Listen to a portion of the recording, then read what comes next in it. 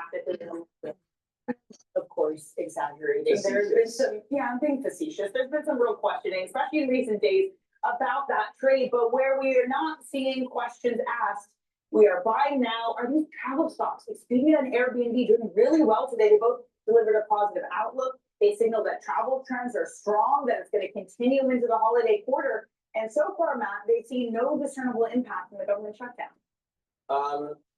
It's pretty impressive, especially on a day like today when we start to see those flights getting cut. Elon Musk's $1 trillion pay package was overwhelmingly approved by Tesla shareholders. That paves the way for him to boost his stake in the company to at least 25% over the next decade. He does, however, in order to do that, have to boost the value of the company to $8.5 trillion, which means adding another $7 trillion. And just as a reminder, there is no company worth $7 trillion. It would be a pretty amazing feat, I think. Having said that, inflation still seems to be way above the Fed's target. So maybe $1 trillion won't be worth that much Maybe in 10 years. Maybe it won't, but I think most analysts would agree that NVIDIA is probably going to get there before. At least there are actual analysts who believe that NVIDIA will get there in the near term. There are price targets that put NVIDIA at $8 billion in 12 Exactly. months, 8.5 in fact. Let's bring back BlackRock Chief Investment Officer, Global Fixed Income, Rick Reeder. And Rick, can I ask you about that? I mean, is this market too frothy? Are valuations, are we getting too far ahead of ourselves here? Because I was looking at the other day, the Warren Buffett, valuation of stocks, market capital versus GDP. It's at the highest level, at least since 2000. And the same is true of the Shiller CAPE ratio, sorry. You can see this great chart here that shows you we're pretty highly valued on these two measures. Are you worried about the AI froth? So, there's something, by the way, this is a time of year you tend to get momentum. It gets chased out of the markets, particularly today where you have ambiguity around some trends that are taking place. So, by the way, I don't think it's an AI bubble and I don't think there's too much froth. And depending on where you go, if you look at some of the big hyperscalers that trade at 20 to 25, 26 times earnings and they throw off ROE, return on equity of 30, 35, 40%. And you look at their free cash flow. I've never seen in my career free cash flow generation. We talk about top line revenue growth. When you can have that much free cash flow generation, allows you to do your CapEx, which is extraordinary today, build R&D, which is your future cash flow, and then you can buy back your stock. So it's happening. You have an unbelievable dynamic. And by the way, we're now about to open the buyback window. That you have this dynamic, you throw off immense amounts of free cash flow. And so there's multiples are not scary. There are parts, I see it in the private market and I see it in some places where you're seeing businesses that have no cash flow for a number of years. How much would you finance those? So I do see froth in some areas, but in the traditional big market cap stuff, and I would say related to that in semis, in healthcare technology, where you're seeing rapid change, but real cash flow alongside of it, it is the exact dichotomy of what you saw in 2002. Why then do you have these large cap giants tapping the bond market to the degree they are, and not just the broadly syndicate market, but also raising capital off balance sheet too? If they were so confident and have such robust cash flows, is that not a concerning turn of events that they're instead building up on debt piles? So first of all, when you look at any measure, debt to EBITDA, you look at their debt to book cap, debt to market cap, these companies are under geared, are under levered. Their cap structure is so low in terms of leverage certainly relative to market cap, but relative to book cap. If you were running a big mature company, you think about what does your normal cap structure look like?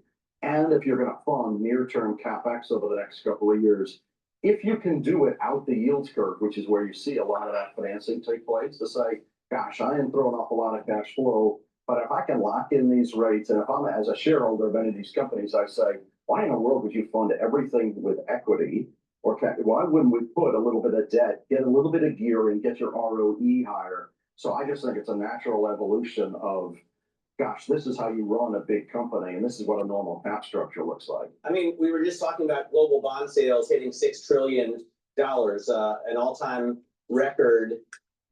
That's pretty incredible, and the return on fixed income has been great this year as well. Finally, how how could we be in a world with tight financial conditions when this is happening? It just doesn't make any sense to me why the Fed would want to be cutting into this.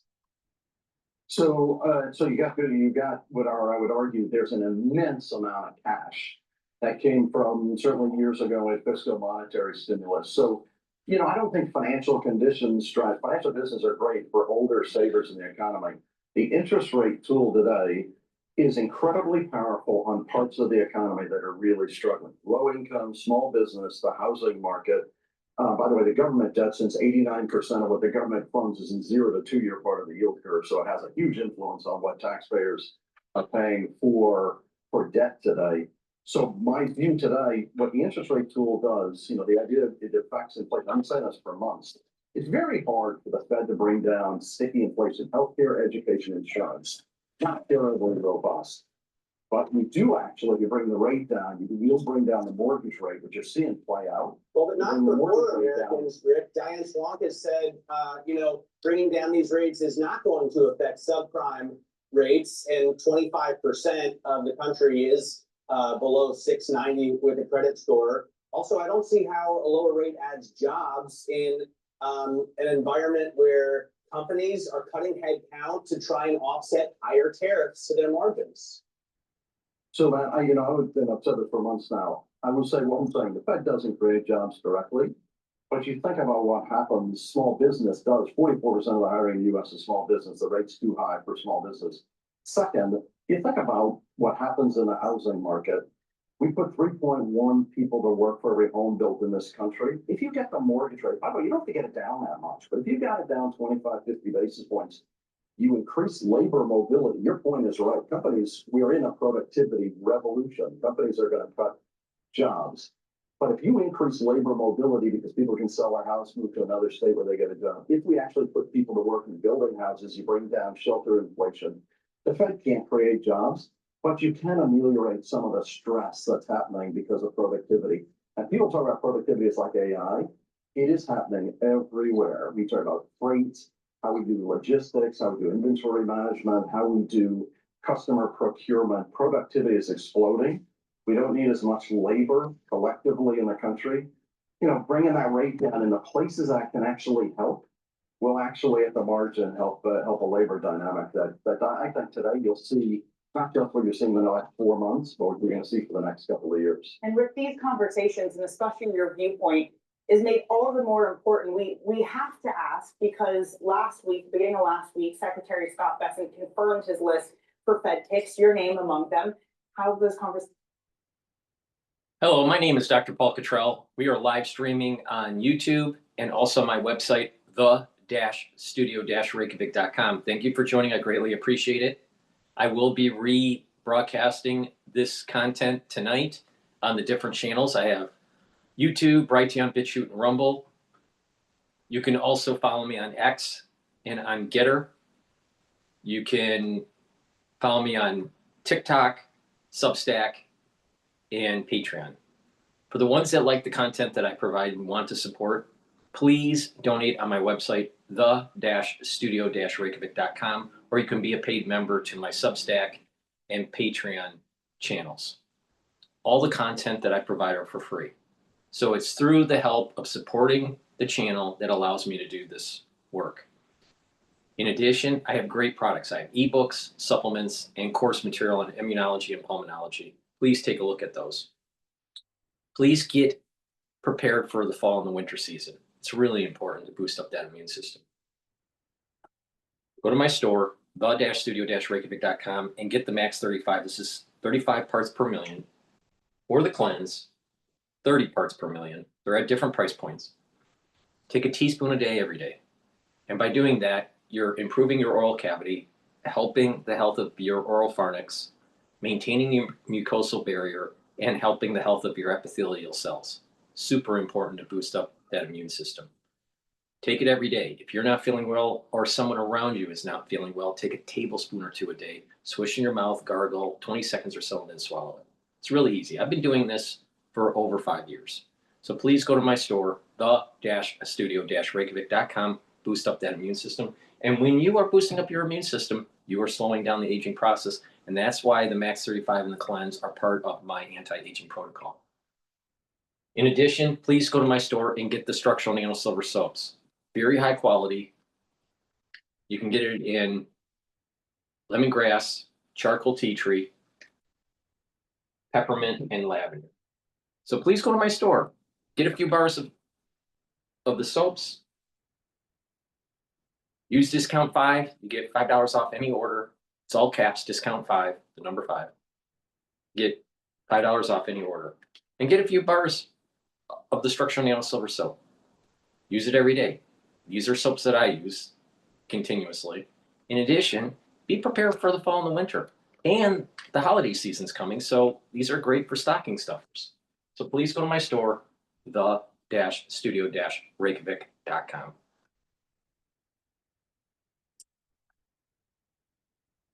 Bloomberg Open Interest.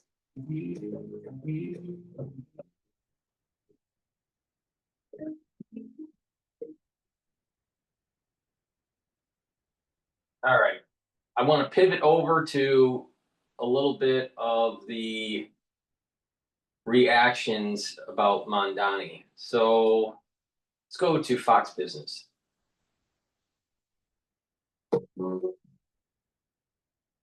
Ever wish you had a power up for the ACT? Well, we've got the. Alrighty, joining us now is Miranda Devine, Ace New York Post columnist, Fox News contributor, the best of the best. So Miranda, I had this, I'll call it a theory. And some Kudlow theories do better than other Kudlow theories, I get that. But you've got two strong, smart women, Jessica Tisch, the police commissioner, and Elise Stefanik, Republican House member running for governor, who's already running evening poll. And my theory is, if Mamdani wants Tisch, then she'll settle. She won't let the Civilian Review Board run the place. She won't let social workers run the place. She will run the place. She's done a great job in the last, 18 months, 2 years. And Elise Stefanik, who's probably going to win, but if Hochul whispers tax hikes, Elise will pound her into the ground. And without those tax hikes, Mamdani's program is in a lot of trouble. Now, go ahead, rip it apart. No, I completely agree with you, but it will also take Donald Trump to withhold federal funds from New York if Mamdani, as he's vowed to do, decides to oppose him, not work with him when it comes to immigration enforcement. Oh, sanctuary cities. Sanctuary cities. He's doubling down on sanctuary cities. Mamdani's going to pour hundreds of millions of dollars extra, which is against the interests of the so-called working class and poor that he claims that he champions, because the illegal migrants get slave labor wages, and they can only do that because they get subsidized with a whole lot of welfare money that is not available to regular New Yorkers. So I think that his sanctuary city is going to blow him up. It's damaging for New York. And I don't think that Donald Trump should bail New York out. I know he has a soft spot for his hometown. We live here. It's not our fault. We didn't vote for Mamdani. But I think short, sharp dose of hard medicine might wake him up and make him realize that he's got this pincer movement. Hochul is in a straitjacket because of, as you say, Elise Stefanik coming after. Looking over her shoulder Jessica Tisch. And Jessica Tisch will run next time, I'm sure, against Mamdani. So he's got foes wherever he looks. You know, I absolutely agree. He's surrounding himself. He gave this, hard, aggressive, sort of in-your-face speech. But I was looking at some of the names. He's surrounded himself with some really far out, far left socialists. All women. This Lena Khan is my favorite. Biden's federal trade commissioner who hates business.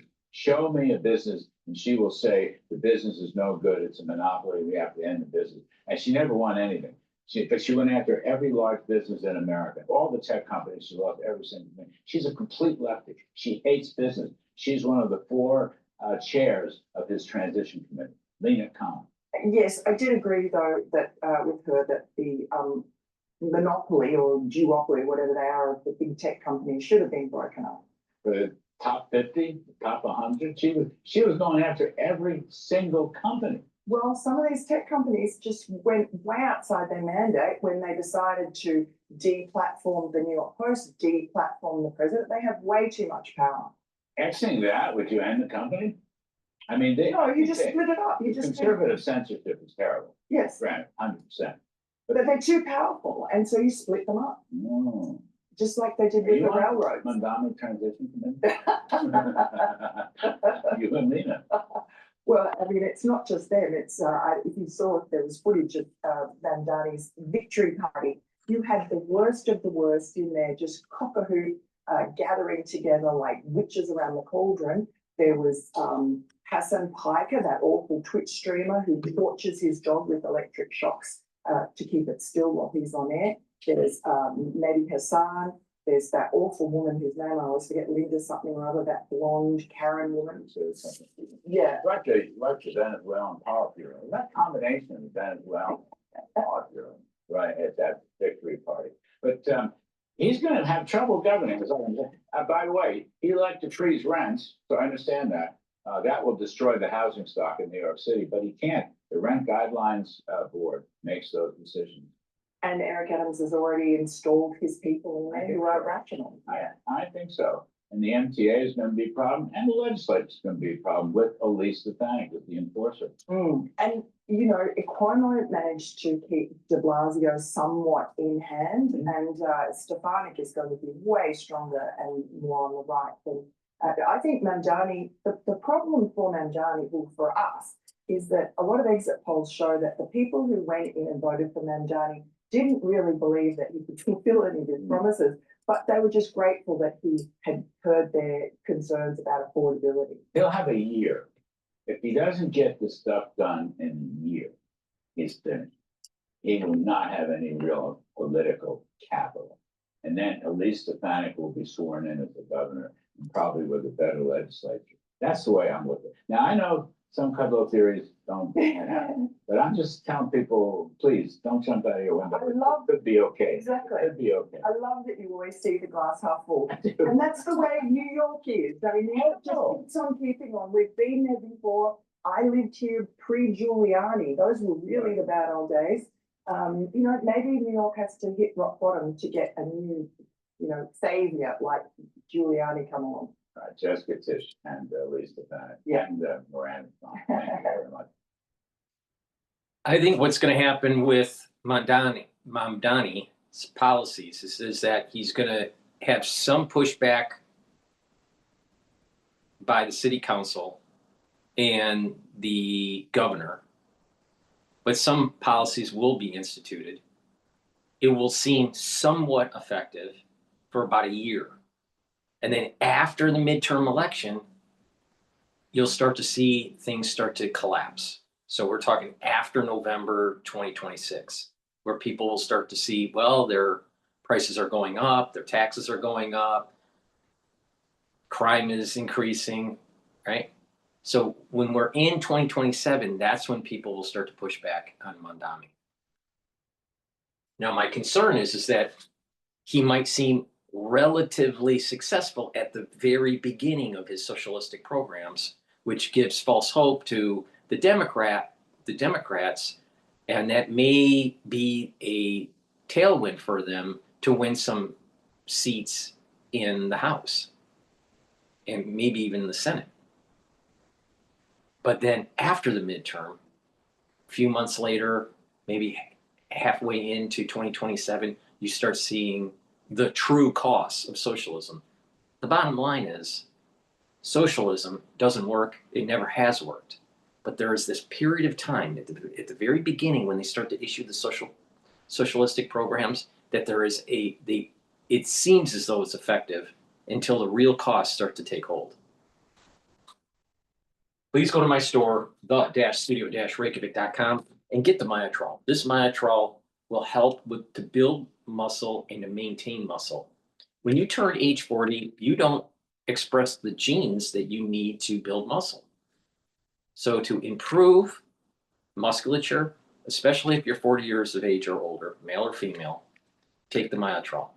This has polyphenols, flavonoids, and lignans to help with the gene expression to build muscle. Do some resistance training, and you'll gain muscle. Now, myotrol will also help with your mitochondrial health, so you have the energy to build the muscle and to maintain the muscle.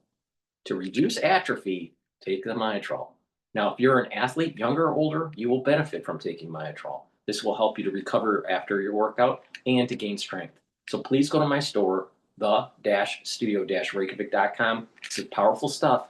Take it every day, and you will improve your musculature, and that's a component to slow down the aging process. Because if you look at people that are older, they have poor musculature. They start to lose their posture. And a lot of people don't work out their back. When you're working out, make sure you build back muscles. Really important to improve your posture. And by improving your posture, you're improving your lymphatic flow, and you're also improving your venous return to your heart.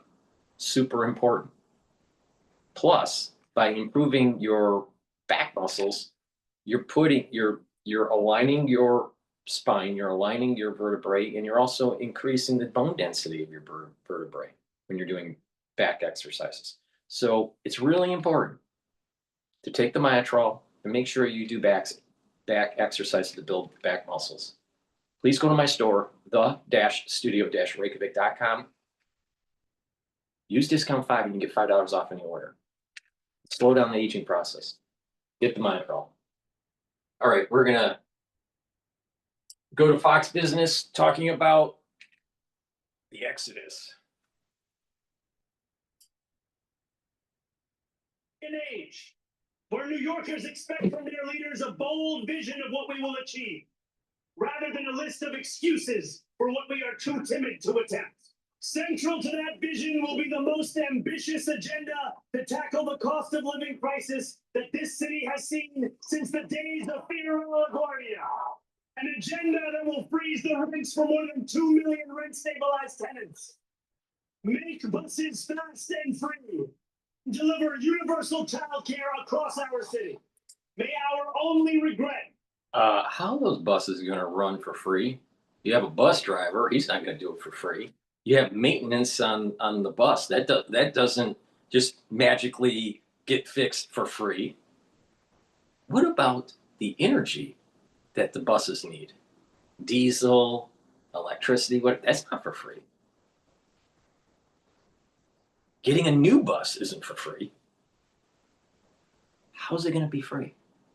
Oh, you're going to raise taxes. See my point? It'll look like it's effective somewhat in the first 12 months. But after that, the real effects will start to take hold because of higher taxes and crime and upkeep. You think that the buses will be clean for free?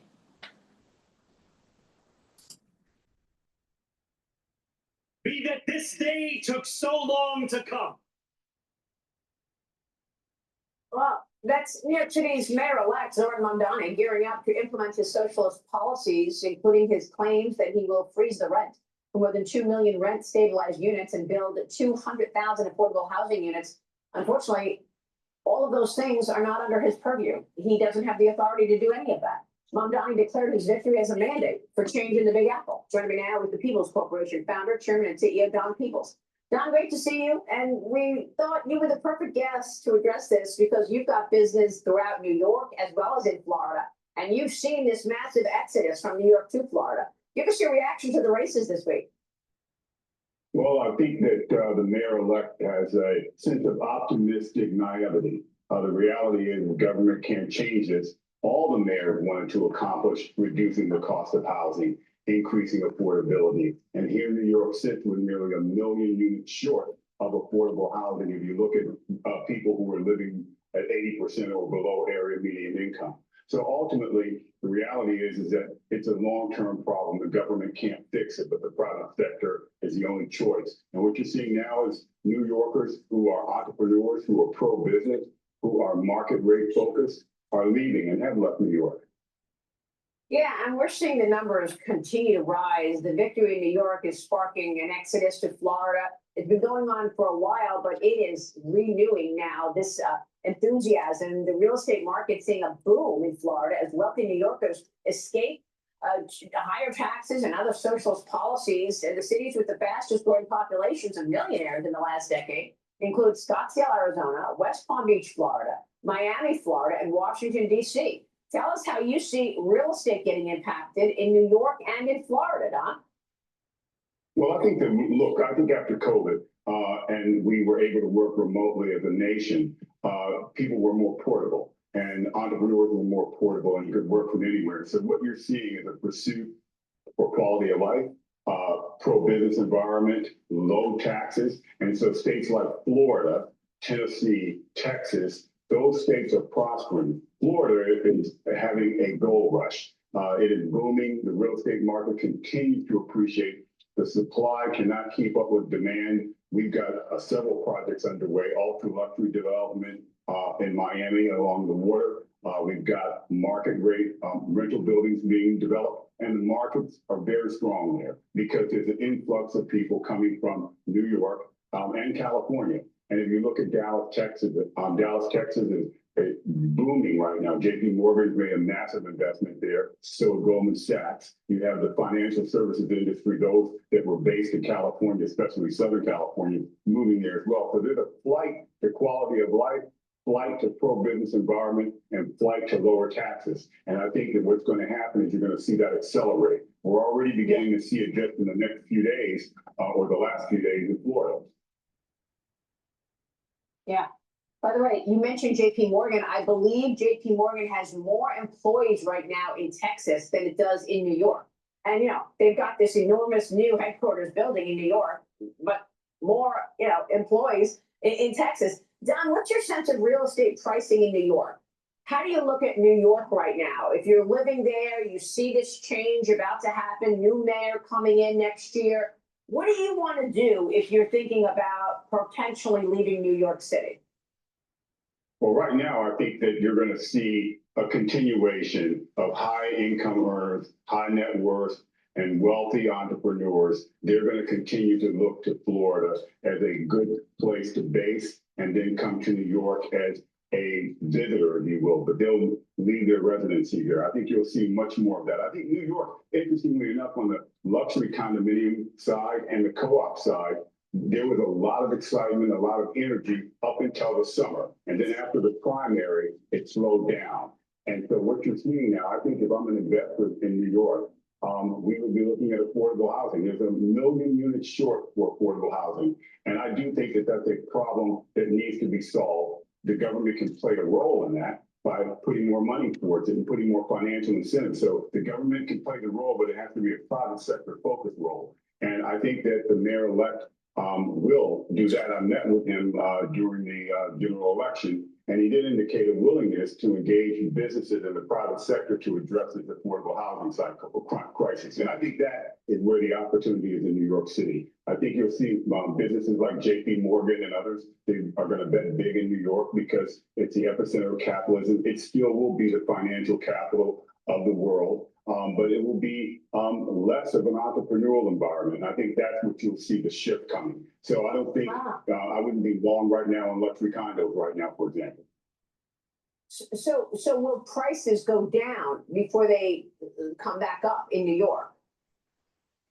Yes, I do think so, especially on the ultra-luxury residential side. Luxury to ultra-luxury residential side, I think you'll see prices decline. I think the office market that had a significant recovery over the last 6 to 8 months, I think you're going to see that slow down a bit as well because businesses are going to wonder whether or not there's going to be a shift or a further shift in leftist policies in terms of business regulation as well. Well, I mean, one of the problems with Florida is that prices there might be getting out of reach for a lot of people. Yeah, South Florida, Maria, you're right about that. Miami, Palm Beach counties, Broward County, prices have gone up significantly. But the west coast of Florida, where your prior guest was on, Naples, for example, Fort Myers, those are markets where there's significant opportunity. There was storm damage, so there's a lot of rebuilding going. Florida's a big state, and there's going to be other places that will be attractive. Really great points all around. Don, great to see you. Please come back soon. Love having you. Thank you so much, sir. Don Peebles this morning.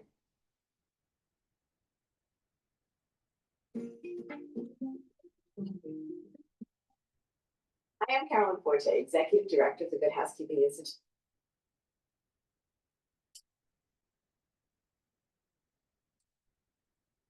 Morning, Joe. Fresh off his election win here, New York City Mayor-elect Zoran Mamdani is, well, he's in Puerto Rico for an annual summit that brings together New York politicians and lobbyists, the infamous Somos. Before arriving, Mamdani spoke by phone with outgoing Mayor Eric Adams, who promised that his team will fully cooperate with this transition. Meanwhile, Wall Street is reckoning with Mamdani's win. As NPR put it, New York City CEOs and other billionaire business leaders spent more than $40 million trying to stop Mamdani from becoming the city's next mayor. Now, they have to live with him. And Liz, in your latest piece for Semaphore, headlined, "Relax, nobody's leaving New York," you write in part this: as the city's financiers complain loudly about Zoran Mamdani's win, watch what they do, not what they say. Sales of pricey condos hit a 3-year high as Mamdani's win was all but assured. Indeed, Midtown. All right, the University of Michigan consumer sentiment is at 50.3, lowest since June of 2022. Particular is celebrating an incredibly hot real estate market. A former real estate executive remarked last week, commercial leasing is out of sight. And Liz, I will say, I've thought this storyline was overblown to begin with. We heard similar things when Bill de Blasio was elected. Nobody left. Will there be 1 or 2 high-profile incidents that our friends at the New York Post will write up about in a big way? Sure. But tell us what you found. You're finding New York business leaders, they're not going anywhere.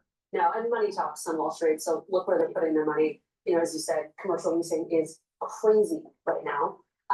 You know, Salesforce, whose CEO Mark Benioff had some very strong words for San Francisco, is not shy about calling out city mismanagement. Just renewed their lease just a couple blocks from here. You know, JP Morgan just opened a $3 billion monument to capitalism a couple blocks away on 47th Street.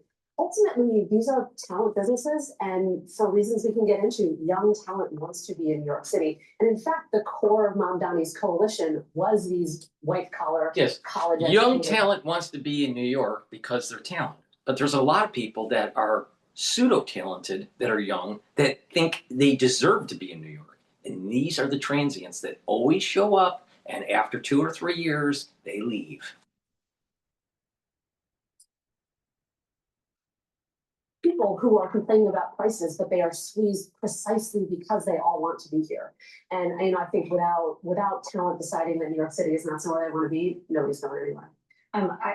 Kudos to the editors at Semaphore for letting you start the headline with "Relax." My editor wrote that. Oh, he wrote that. Oh, very nice, yeah.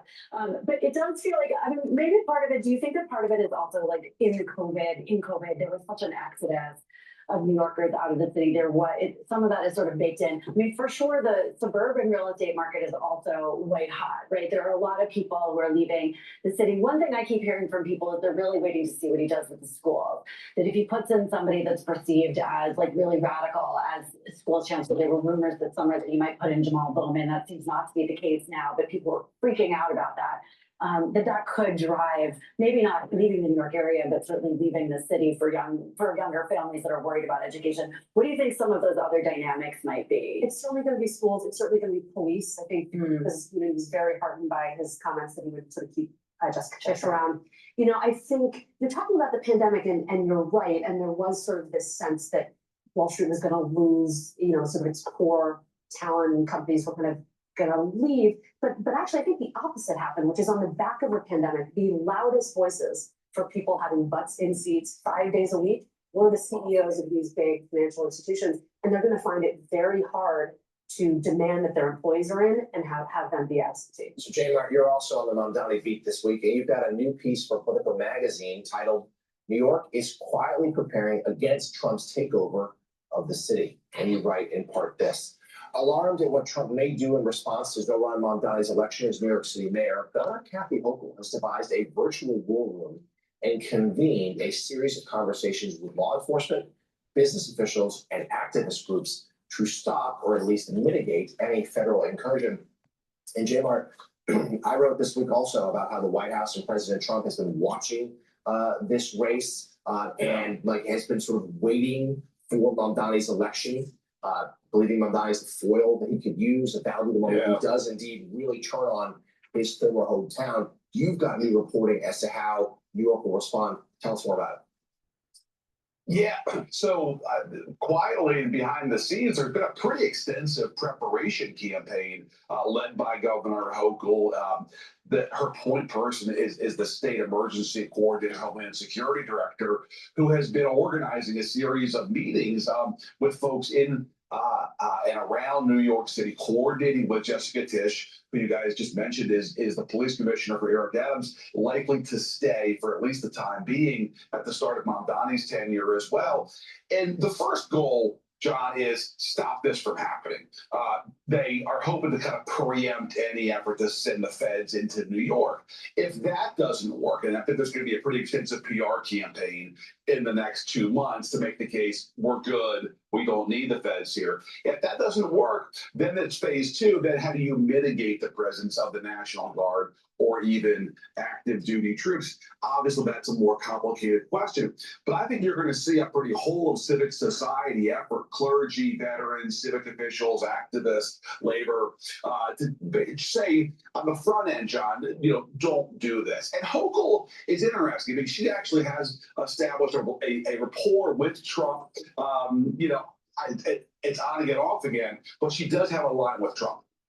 So Brad, you're the right person to go to this. Mamdani was on with us on election morning, and we put this question to him. Hey, Trump has said he's coming. If you win, he told us that he's ready. What do you think? I think that he's ready, but ready has to be defined. I don't think that he's encouraging a confrontation. I think he's saying that he will not let the city be bullied. But I also know, and I talked to Jonathan about his piece, that many in the faith community, we're already talking. Bishop Hyde of the Episcopal Diocese, Reverend Al Bernard, and others of us are talking about how we set a moral tone to stand up and do what is right. And if the worst comes, how we can try. Oh, wait, let's get this straight. I mean, they're dancing around to the real issue. We're talking about illegal immigrants and kicking them out. So the faith-based initiatives are going to promote illegal immigration. The faith-based initiatives are going to promote the use of taxpayer dollars on people that are here illegally. See, this is the problem with the liberals. So you really need to pay attention to the way they construct their sentence. They are for illegals and not for the citizen.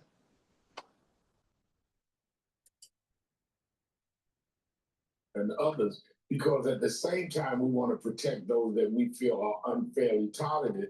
We do not want to see this get out of hand either way, and appeal to the business community that can influence President Trump, who has significant business interests. Let's not forget, you're talking about a city where he's saying, we want to protect the people that are, being unfairly targeted.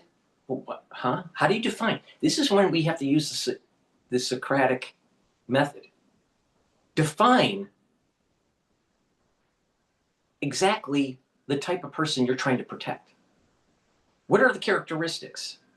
And I guarantee you, it's illegal immigration.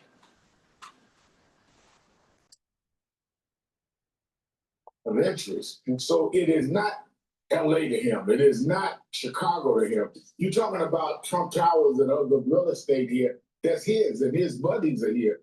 I think that there may be ways to deal with this without robbing people of their right and without scapegoating people based on their language or their race.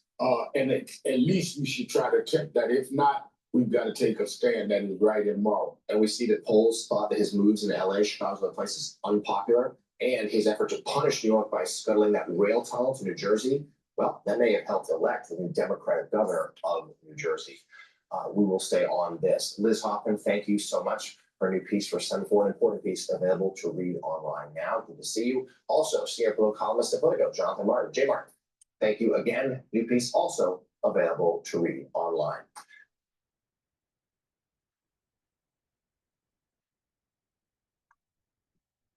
Yeah, that's the problem with the liberal. Protect the illegal immigrant, but not protect the citizen and the use of their tax-paying dollars. Amazing, amazing. Just keep on wasting money.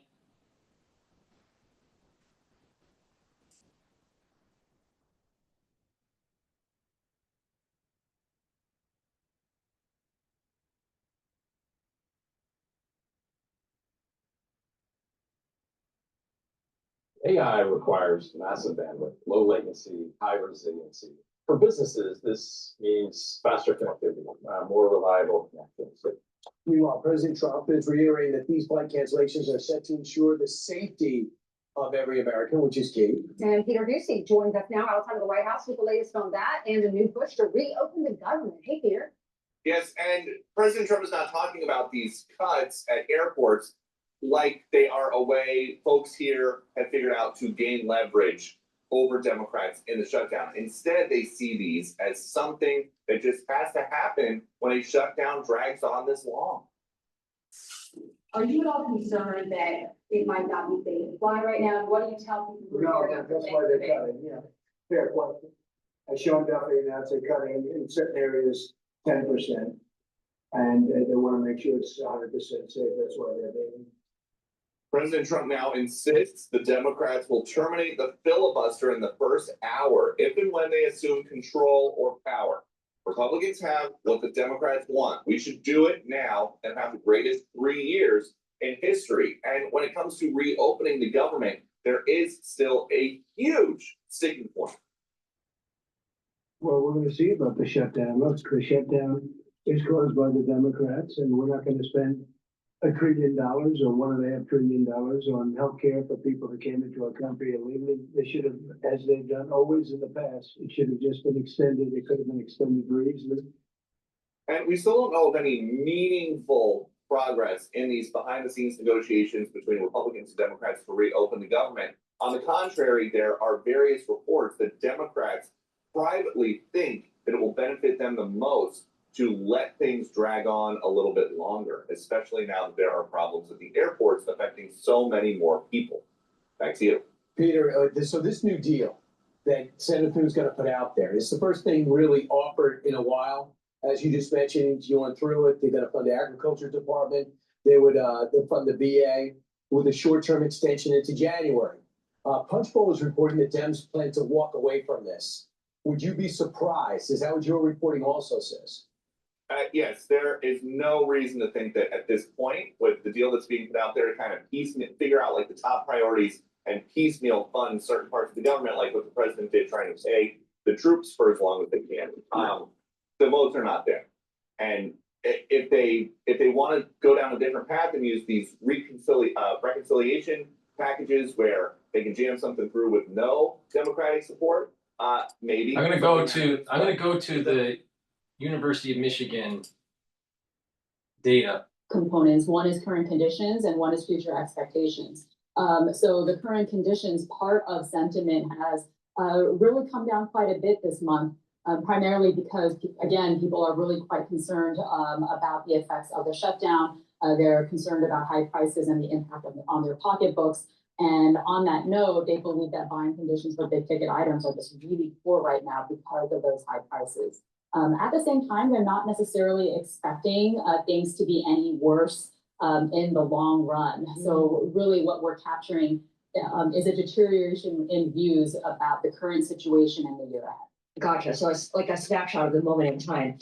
This is the first read for the month of November, so you will get an update as well. How much of an adjustment is there usually between the first read and the second read?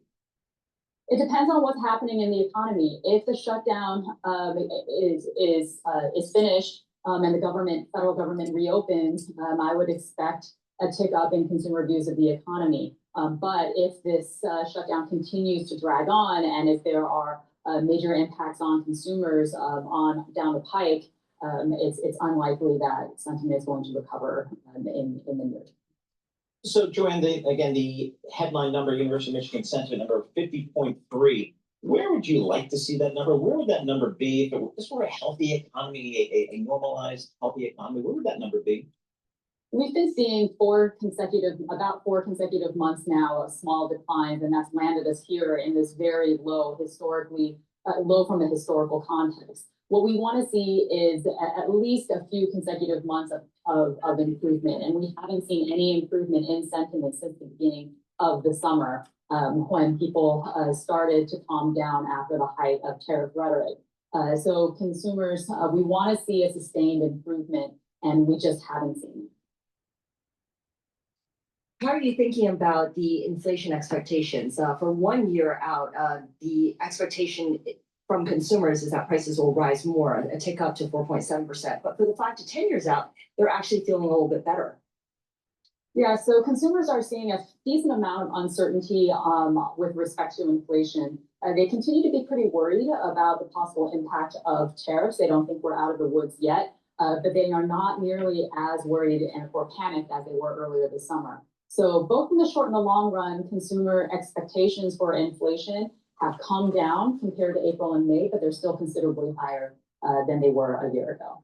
Joanne, thank you so much for joining us. Appreciate it. As always, Joanne Shu, Surveys of Consumers Director at the University of Michigan. I don't know, Scarlett, if I were a politician, a member of Congress down in DC, I'd look at these numbers and I'd say, all right, this stuff's starting to impact people. Time to get back to work? Time to get back to work. Maybe some of the elections this weekend. All right, let's go back to Ducey here.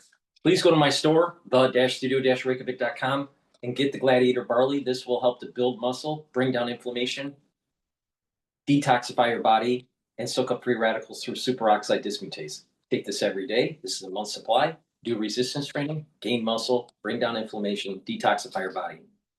By bringing down inflammation and detoxifying your body and soaking up free radicals regularly, you're going to slow down the aging process. Boost up your immune system. Super important. Please go to my store, the-studio-reykjavik.com. This is powerful stuff. Take it every day. Not like there's votes even with the Republicans to do that right now. John Kennedy was on Ingram last night. He said every time that he brings up the reconciliation idea, the leadership dismisses it. And so to your original question, would it be a surprise if these Democrats just walk away at this point? No. Well, Peter, it guaranteed a future vote on Obamacare subsidies. And if this is all about healthcare, that's their main issue. It guarantees that there will be a vote on that after they fund the government. But still, they just want the $1.5 billion for healthcare, and that's it. That's all they're going to take. But Ainsley, it's one of those things where, is that what this is all about anymore? We know that the first week, that was the Democratic talking point, but we heard less and less and less about it, to the point that a lot of folks are scratching their heads. Like, what is this about? The next couple days, it's going to be about flight delays and who people that are stuck at the airport are going to be the most annoyed with, Republicans or Democrats. And it sounds like the Democrats are willing to roll the dice and see. Wow. All right. Thanks, Peter. You know, it's very clear what they're doing. They're trying to cause a maximum pain on the American people. When you look at it, it's the first time I've ever seen this in politics. They have no control of the House, no control of the Senate, and they don't have the presidency. Yet they feel like they can say it's their way or the highway. And they feel like right now, which I think is a strategic error, because they won in Virginia, in New Jersey, and some of these local races, that the wind is in their sails right now. So they believe that the American people are going to blame the Republicans. So there's no incentive for them to reopen the government right now. When the president says nuke it, forget the filibuster. Well, standing, we have 52 votes. You actually have 55 votes. So let's just do it. Now, I don't think getting rid of the filibuster is in our country's best interest, but the president's not just making it up. James Carville and Eric Holder have both said, if the Democrats take power, they're going to get rid of it. They're going to go pack the Supreme Court, go from 9 to 13 judges, and they're going to look to add 2 states almost immediately. So if they do nuke it, they do get rid of but if they do get rid of the filibuster. Last time Joe Manchin and Sinema stopped it. This time Fetterman would stop it. But is there anybody else that would stop it? Or would that one be enough, depending on the margin, when Democrats eventually get it? So the president said, be smart. But I also think doing the right thing is to leave it in place, to force both sides to work with the minority, or else you don't get anything passed. Want even more Fox News on YouTube? Become a Fox News Patriot today. Click join to find out how. I think that long-term, getting rid of the filibuster is just going to create more problems. Short-term, it'll benefit Trump. Long-term, it will be destructive for the country. please go to my store, the-studio-reykjavik.com, and get the vitamin C and magnesium. Vitamin C and magnesium is dual purpose. It's going to help with your skin, help with your brain function, but also help to boost up your immune system. Take this every day, especially during the fall and the winter. Magnesium also increases the efficacy of vitamin D3. And stack it with the magnesium and zinc. This will boost up the immune system and help with brain function. And again, drink it with filtered water. It's very important to take this every day. If you're not feeling well, take a double dose. Take one in the morning, take the other in the evening. But really important to take during the fall and the winter season. Take my advice, get the magnesium and zinc and the vitamin C and magnesium, boost up your immune system and your brain function. All right, let's listen into Times Radio, Trump's chaotic second term.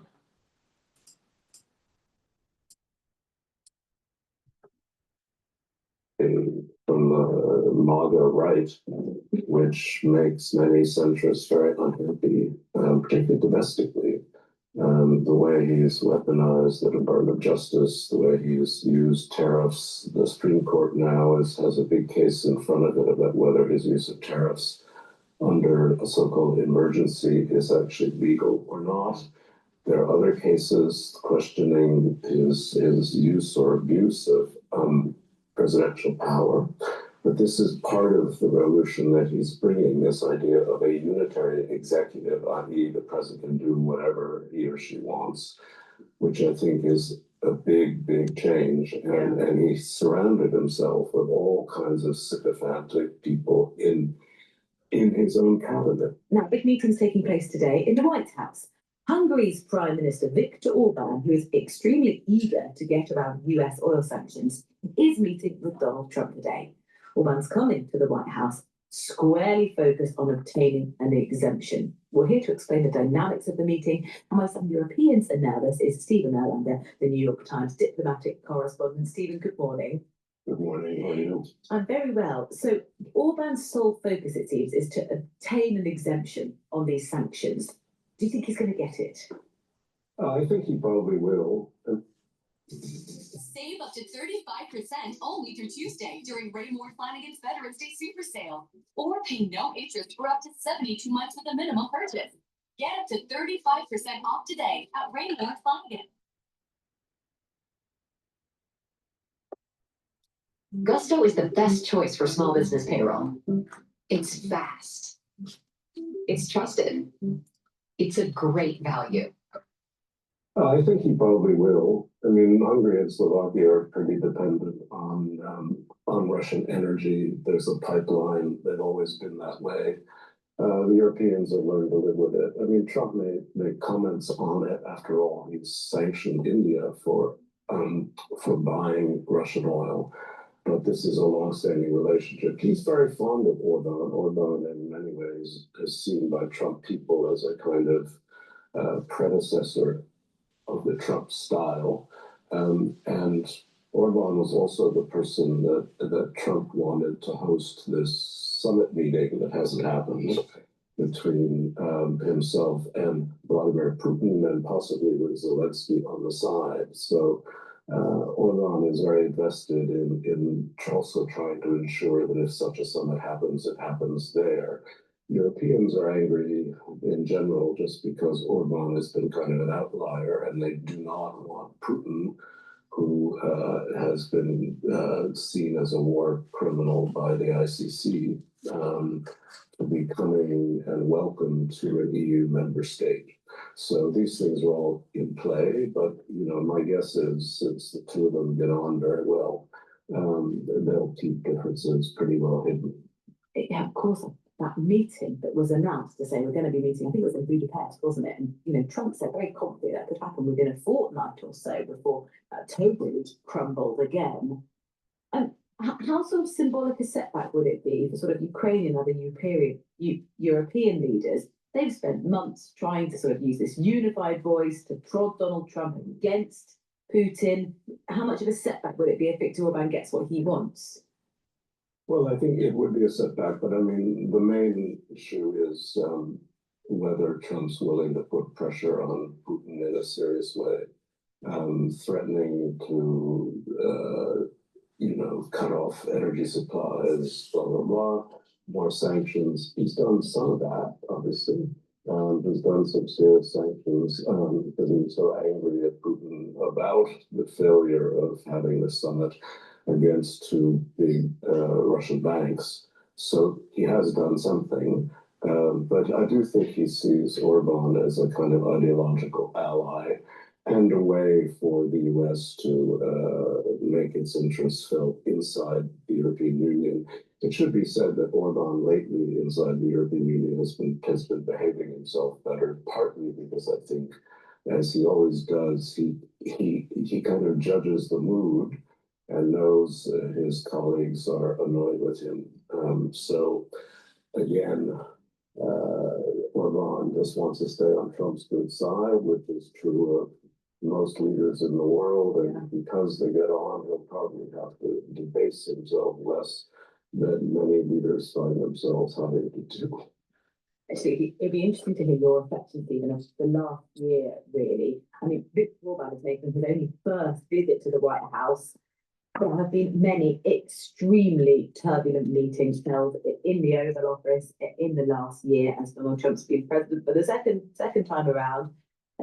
Where do you think we are sort of 12 months on? Let me just interject. The S&P 500 is trading at 6,678. We have a sell-off today. Yesterday was a sell-off. There's a resistance.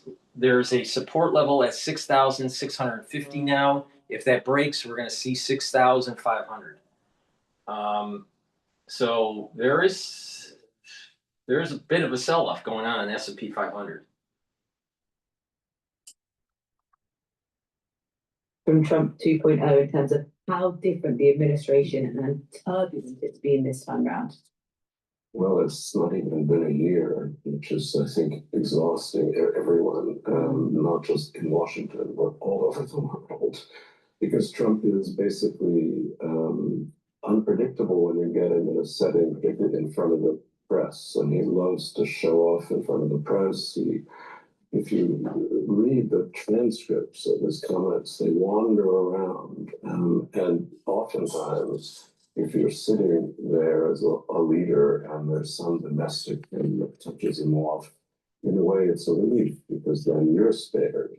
But if he wants to attack or be amused by making people uncomfortable, that's what he'll do. It's a very hard thing to gauge. So this is why I think Orban's probably okay. Now the whole first Trump year has been, I think, revolutionary in a way from the MAGA right, which makes many centrists very unhappy, particularly domestically. The way he's weaponized the Department of Justice, the way he's used tariffs. The Supreme Court now has a big case in front of it about whether his use of tariffs under a so-called emergency is actually legal or not. There are other cases questioning his use or abuse of presidential power. But this is part of the revolution that he's bringing, this idea of a unitary executive, i.e. the president can do whatever he or she wants, which I think is a big, big change. And he surrounded himself with all kinds of sycophantic people in his own cabinet who sometimes, really are out to change things on their own, using his power as a pretext, as an excuse, as a sort of sanction for the kind of right-wing revolution they've been planning for really years now. Stephen, thank you so much for your time and your analysis. Stephen Erlanger, the New York Times diplomatic correspondent, and we'll be watching out for that meeting that takes place later today between Hungary's Prime Minister Viktor Orban and Donald Trump. And one other thing, our country has to remain very liquid because problems, catastrophes, wars, could be anything. We have to remain liquid. We can't give everything away.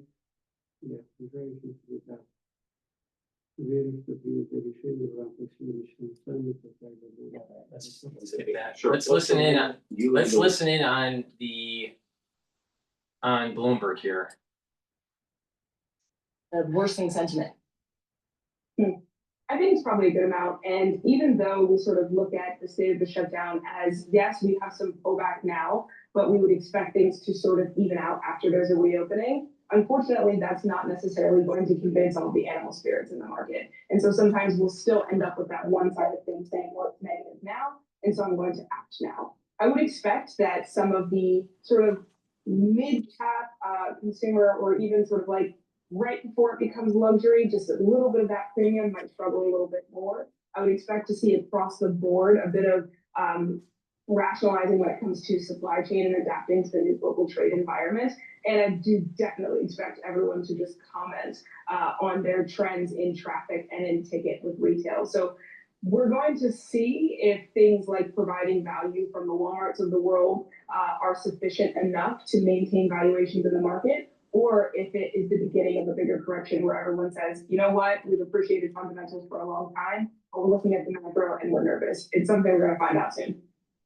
Shelby, one aspect or one, I guess, attribute of this marketplace has been the AI story. It's really been a story for the last 2 or 3 years as one of the major drivers of the stock market here. And the discussion, I think, over the last month or two has gotten more pointed as to whether there's an AI bubble. How do you guys think about that? We think about it in two parts. So when asking myself, is this a bubble? The first thing I'm asking is, do I know the complete fundamentals and have we blown beyond that? And in having some discussions with the sort of first and second derivatives of the whole sort of AI market, one of the things we're realizing is we don't even have the full capacity of the utilities, water, electricity, to know exactly what we can do and how far this can go.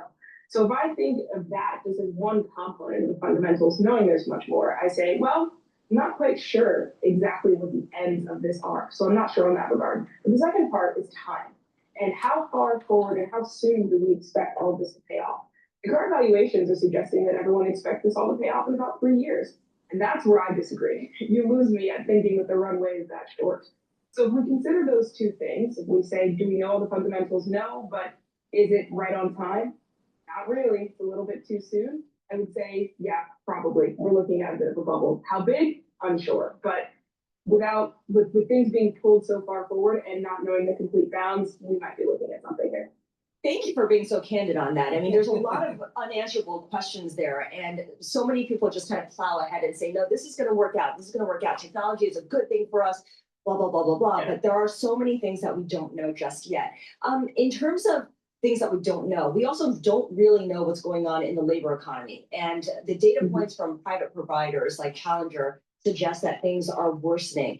Is that something that I think people are kind of seeing things as the glass half empty now, as opposed to the glass half full, because of that lack of information? I would agree that it's tempting to look that way, right? And the labor economy has been sort of the tipping point with regard to even Fed sentiment. We saw it earlier this year, right, when we had that large labor revision and the market absolutely sort of had a freak out, for lack of a better word. And so when we see that people continue to spend, we think consumers are fine. But then remember that a consumer is not this separate entity that exists apart from a body. A consumer has to be a laborer, or at least a part of a laborer's household. And so I think we're taking that data a lot more seriously.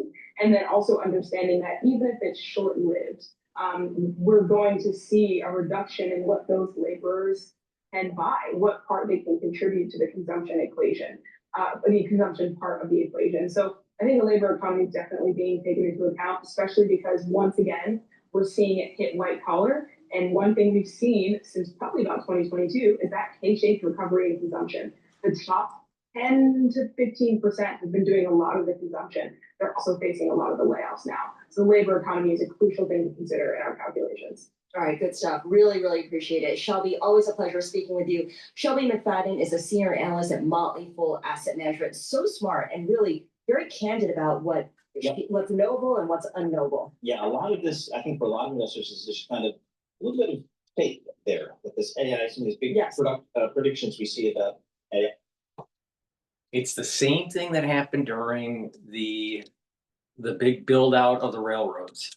Please go to my store, the-studio-reykjavik.com, and get the VeggieCap probiotic. And I also have a powdered probiotic. So the powdered probiotic is the one that I usually take. The VeggieCap Both are very high quality, and taking a good probiotic is going to help your overall health. Good health starts at the gut. So it's really important to take a good probiotic. It's a foundational supplement. And what it'll do is it'll help you to absorb your nutrients, reduce inflammation at the gut level, help with your immune system at the gut level, improve your metabolism, also improve your brain function. You'll be able to sleep better. You're reducing inflammation. And sleeping better, you're detoxifying your central nervous system. You're consolidating memory. So please go to my store, the-studio-reykjavik.com. Get the veggie cap version or the powdered version. Take it every day, drink it with filtered water, and improve your gut biome and improve your overall health. And you'll also notice over time that your skin improves too. So please go to my store, the-studio-reykjavik.com. Use discount 5. You get $5 off any order. Get the probiotics.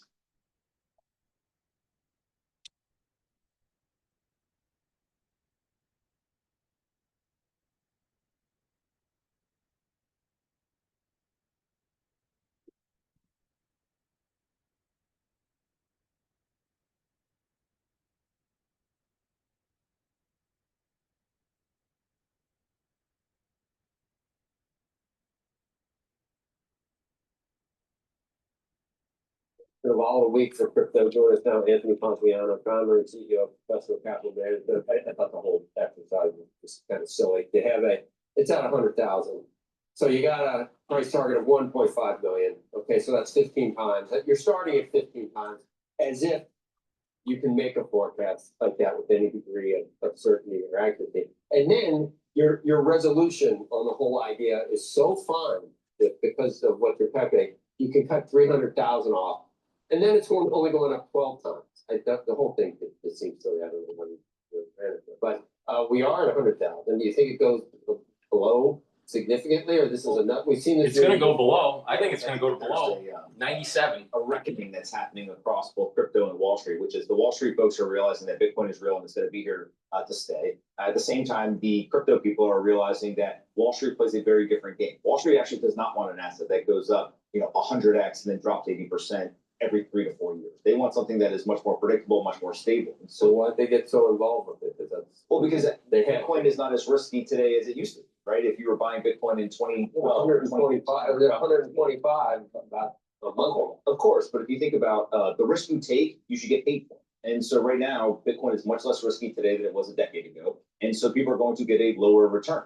Now, what I think is really interesting is also that lower volatility in Bitcoin is allowing these large pools of capital to come in and start buying. And so in a weird way, the volatility coming down is opening up the total addressable market of Bitcoin. And what we have seen is less volatility to the upside, but it likely also means less volatility to the downside. Usually in bull markets, you see 4, 5, 6 different 30+% drawdown. We haven't seen that during this bull market.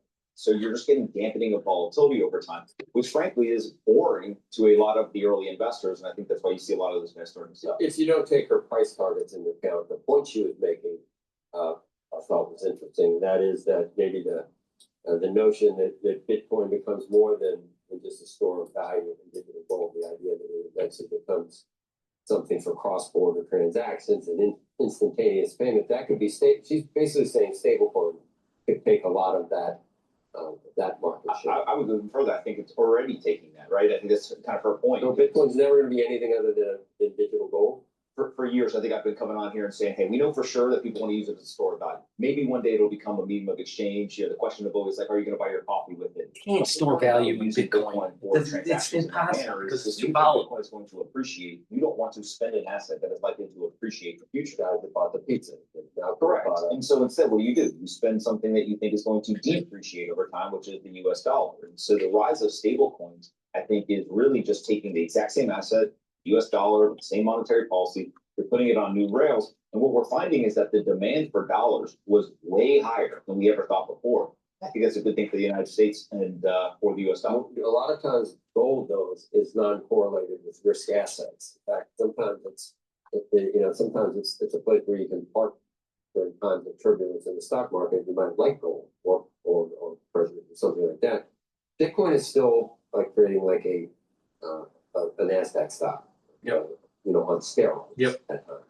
At times, When does that change? well, here's what's interesting, is at times it trades, right in line with NASDAQ, other times it's not. I mean, earlier, a couple of weeks ago, NASDAQ was running and Bitcoin was going sideways, right? And so I think that what people are really trying to figure out is it correlated? Is it non-correlated? Is it inversely correlated? And part of it is that Bitcoin is still in this transition period. My friend Jordy Visser's got this great way of framing it. He says Bitcoin is having its IPO moment.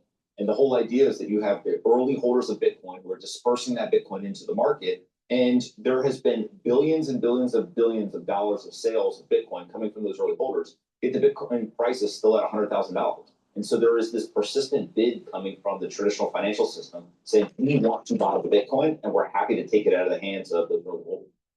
Do you think that the possibility of Bitcoin becoming basically worthless has been taken off the table at this point? And if not, what would it mean to the financial system in this country, to the treasury market, you've got institutional buyers, you've got governments, you've got sovereigns, you've got people buying. If it went to zero, that'd be a real issue. It's not gonna go to zero. Would it not? It's not gonna go. Look, there's always some, person who's going to point out the kind of 0.001% chance of software Quantum computing, or quantum computing, whatever. Right? But I think for most people, they see Bitcoin as not going away. It's here to stay, and I think that's why you see these large pools of capital start. The people that think it's going to zero never short it. Listen, I would short it if I thought it was going to the zero. market is the referee. If people for some reason think it's going to zero, That's a luxury belief. That's what I call it. Nothing can happen. Believe it. Henry Logic still thinks it's going to zero. It's either going to 1 million or to zero.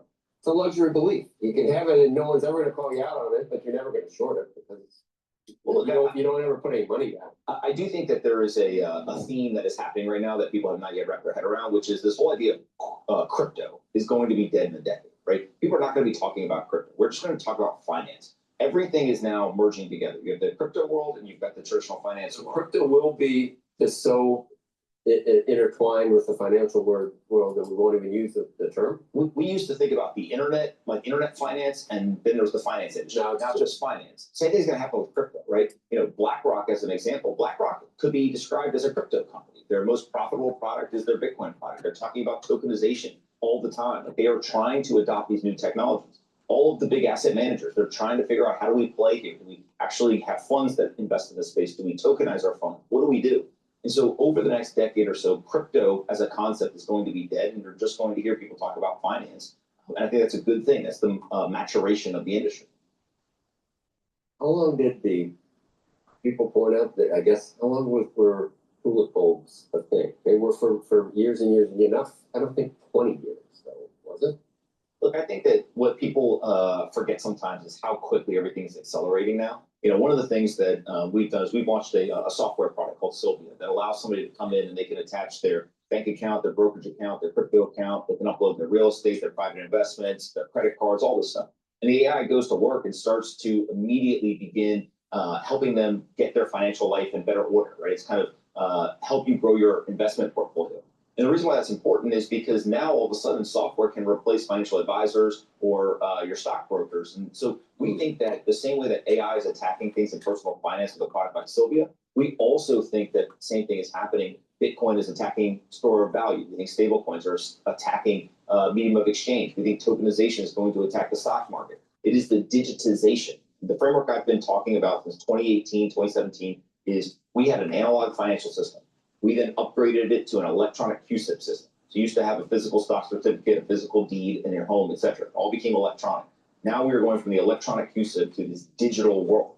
The same assets, it's the same market structure. It is just now going to be in a different form factor, and that allows the software to get to use a lot more energy.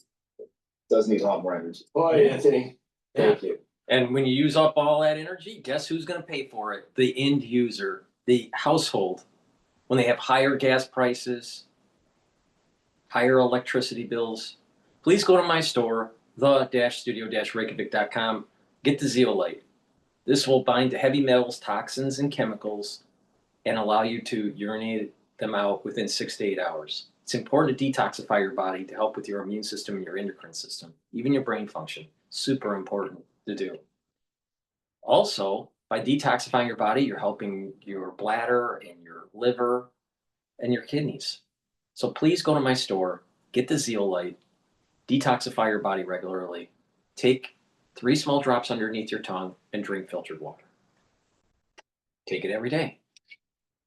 Olive leaf extract. It's a great supplement, and it does 2 things. It helps to boost up your immune system and helps your cardiovascular system. Brings down inflammation and helps you to control your lipid profile. Please go to my store, get the olive leaf extract. And it's important to take supplements that have dual purpose. That way you're getting more bang for your buck. Make sure you use discount 5. You get $5 off any order. It's all caps, discount, and the number 5. Go to my store, the-studio-reykjavik.com. So now airlines cancel 3% of the flights on Friday. See, because of the shutdown, they're having problems with the airlines and the traffic controllers. And so we're probably going to see a major bottleneck during the holiday season in the United States. All right, let's listen in to CNBC about this subject. All right, let's talk about another big story. Hundreds of flight cancellations and delays this morning. The FAA reducing commercial air traffic due to the government shutdown. Phil LeBeau is at American Airlines Operations Center in Fort Worth, Texas, where he spoke with the company's CEO. Hi, Phil. Hey, Scott, you know, if this is a day where there's going to be a lot of cancellations, and a lot of people are saying, well, how are the airlines handling it? Here at the Operations Center for American Airlines, they are monitoring, working with, scheduling 5,800 flights today here in the United States. How many of those are being canceled? Of the 5,800, 221. They were announced last night, and what they have essentially done is they have worked to rebook those passengers to make it as least disruptive as possible. And so the bottom line is this: as you take a look at the flight cancellations today, Cirium has compiled what the industry is looking at in terms of American, Delta, and United. Those are the bulk of the 748 flights that are canceled today. It comes out to about 3% of all the flights into the 40 largest markets. How is this being handled here at American? And what does Robert Isom think about the impact of this as we move closer to the holiday season? Oh, there's an impact, all right, and he's noticing it in terms of sentiment, consumer sentiment, and in terms of bookings. Of course there's an impact. Nobody wants to put up with hassle. And again, we're doing everything we can to make sure our customers know. But as we get into the busiest travel, part of the year, this is something that we just can't let happen. Take a look at shares of not only American, but if you look at all of the airline stocks, not a huge hit after this was announced yesterday, but keep in mind, guys, we are at 3% or 4% of the flights being canceled into the 40 largest markets today. That ratchets up to 10% by the end of next week. And Robert Isom was very clear, not just for American, but for all of the airlines, it becomes much more complex the more flights that are canceled, both in terms of parking aircraft, crews needing to be rescheduled, passengers needing to be rescheduled. And the bottom line is this, guys: there is no slack in the system. No slack. We've got good weather around the country. What happens if there's a storm that rolls through the southeast or through Chicago or through the northeast? It ain't going to be pretty. That's the bottom line, as long as this government shutdown continues and the DOT doing the right thing in terms of making sure that it is not overtaxing the air traffic control system, given the staffing concerns that are there. But the bottom line is this: as these cancellations continue to grow, this is a system that is stressed and will become more stressed. Phil, it's Scott, it's good to see you this morning. Can you talk about, I think, what we have been hearing, and you may have mentioned the other day, because I think it's relevant to a business traveling audience that watches this network, the so-called hub-to-hub system, not affected nearly as badly, I think, as some of the other routes. For say, if you're traveling from where you are on American Airlines, for example, in Fort Worth, and you're going to Chicago, well, maybe that's a hub-to-hub. Or like I did yesterday, Denver to Newark, United hub-to-hub, and didn't have any problem whatsoever.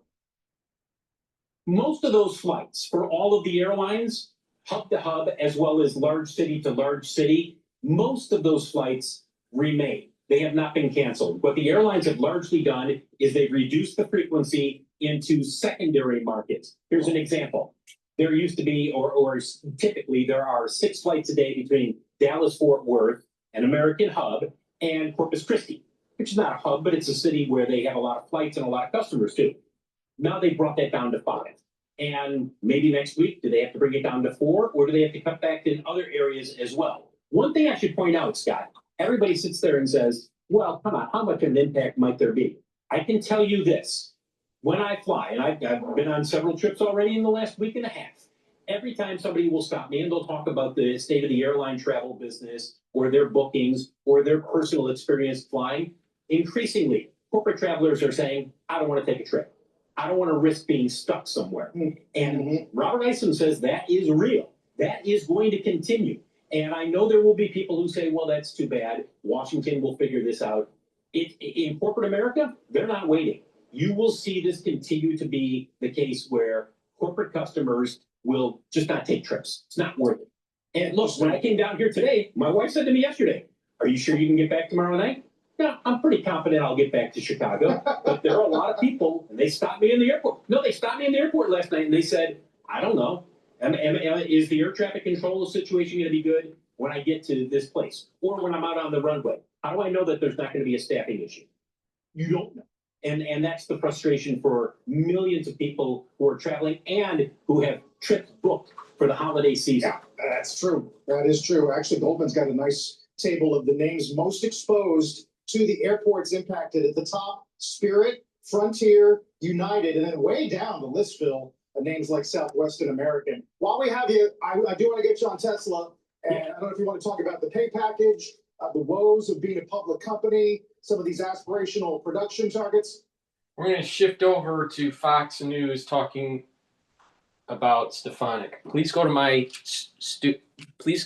store, the-studio-reykjavik.com, and get the Goodnight Formula. Goodnight Formula has tryptophan, melatonin, GABA, and passion flower to allow you to get into 3 to 5 cycles of REM sleep and deep sleep. That's super important to slow down the aging process, consolidate memory, detoxify your central nervous system, and you'll be well rested.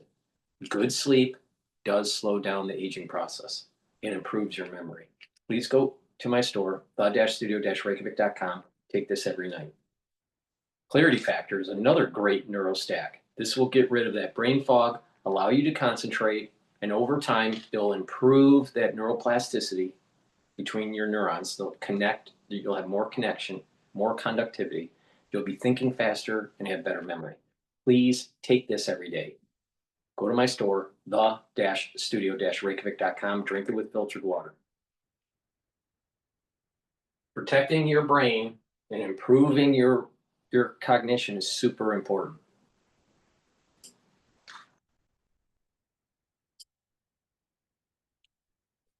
New York's greatness. Elise Stefanik for governor. Republican New York gubernatorial candidate Elise Stefanik joins us now. Congratulations on the big announcement this morning. I know you wanted to wait till after the election on Tuesday to make a decision. You announced it. You released that video this morning. Why do you want to be our next governor?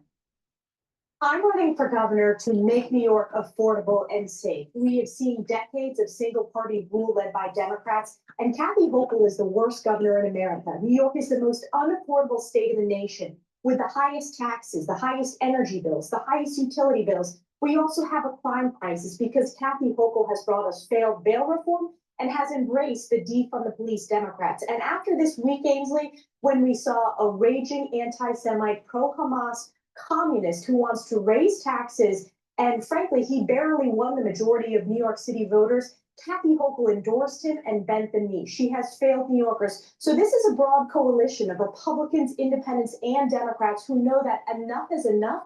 We need common sense leadership to make New York affordable and safe again. So one of the things you talk about is affordability, and you featured that in your announcement ad. Let's watch it.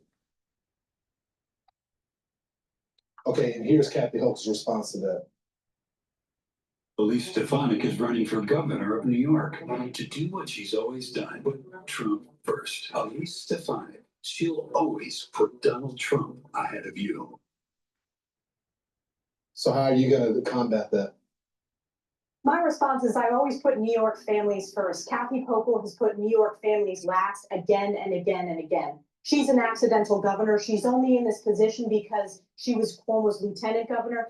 And when New Yorkers were looking for strong leadership from a governor, not to bend the knee to Zoran Mamdani, Kathy Hochul bent the knee. Why did she do that? Because she is hemorrhaging support, even in her own party among Democrats. This is a toxic governor who has a record of delivering the highest taxes in the nation, of hurting hardworking New Yorkers, of turning her back on law enforcement officers and small businesses. New York is in catastrophe because of Kathy Hochul's leadership. So I'm running to always put New York families first. That's what I've done in 10 years of Congress. And by the way, Kathy Hochul was fired after just one term in Congress because her constituents from Western New York know that she failed them, just like she is failing New Yorkers. And I will tell you, Lawrence, the number of Democrats who have reached out to us, who are supporting us in this campaign, these are people that previously voted for Kathy Hochul. They are voting for Elise Stefanik, as well as Republicans and independents, because they want to save our state. I saw a couple of flash polls and you're either leading or tied, so it's pretty amazing.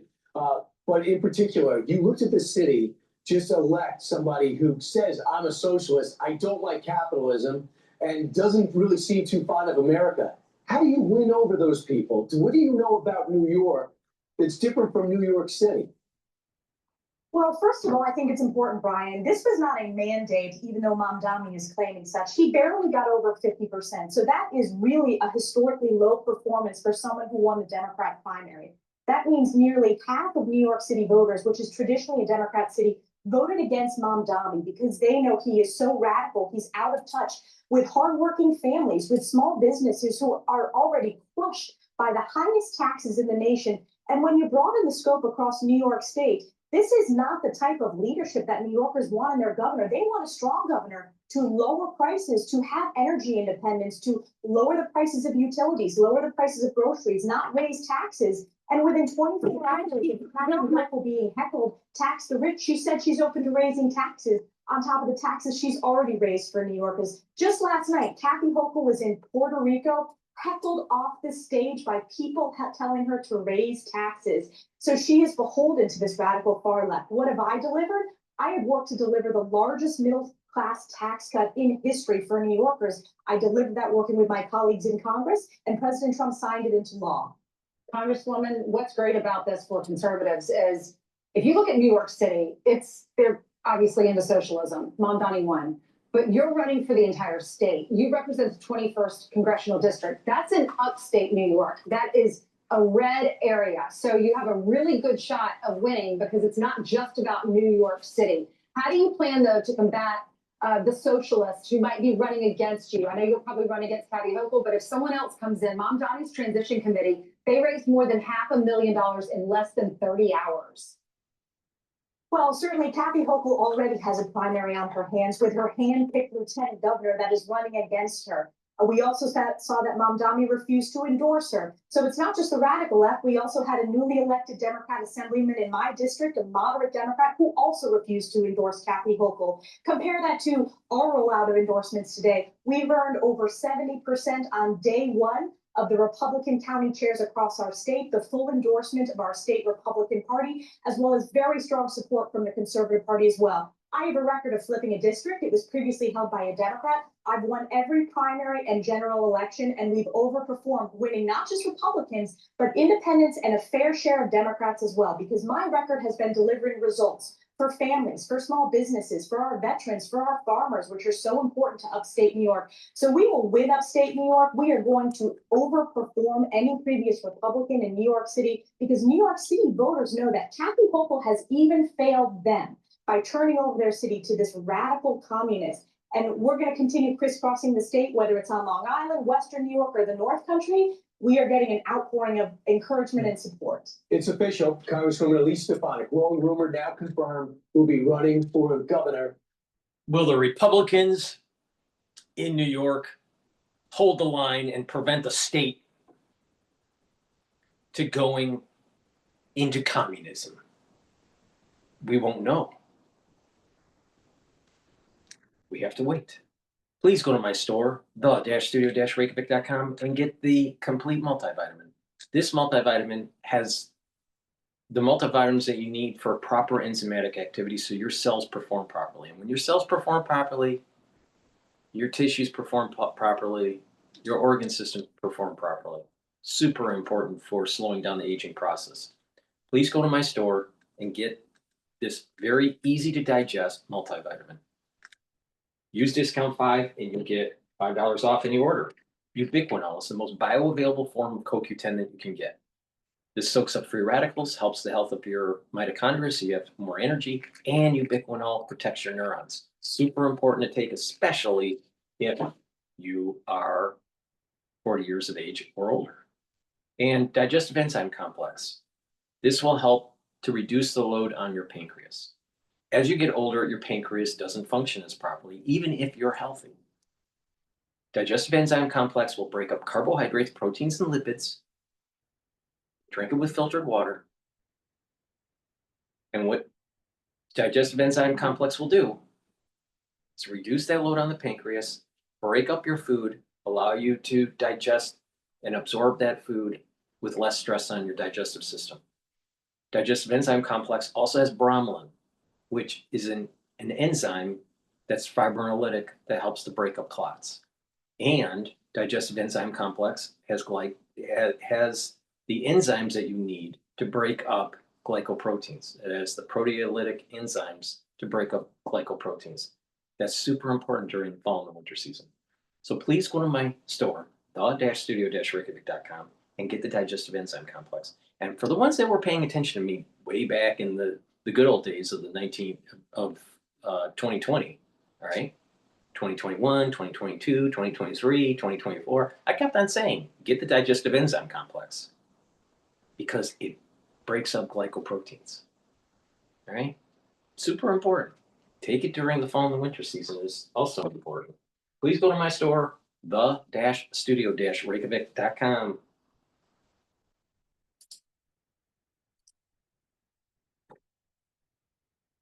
These UMich facilities. This is a rare earth mineral processing center here now in the United States. It starts production this week. I'm with the Treasury Secretary here. You know, you are fresh off the negotiations with China. Rare earth minerals was a big deal with this.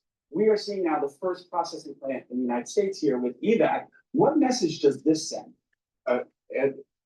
President Trump got into office January 20th, immediately issued an executive order on rare earths. And here we are, it's November, and I have this to take back to the Oval, to President Trump. This is the first magnet made in the US, I believe, in 25 years. In 25 years. So rare earth magnet problem, we're on our way to solving the Chinese chokehold that they have. This fantastic facility here in Sumter, South Carolina, they started it 18 months ago. The state of South Carolina, Governor McMaster was fantastic. They said it took them 8 weeks to get permits. They couldn't believe how fast it was. And this is President Trump's all hands on deck for this national security emergency. So is this ending the reliance, or could this end the reliance on China for processing of rare earth minerals? This is a creation. This is what these rare earth magnets look like, and in different varieties, they're in every product. They're in your phone, they're in your car, they're in almost everything from wind turbines to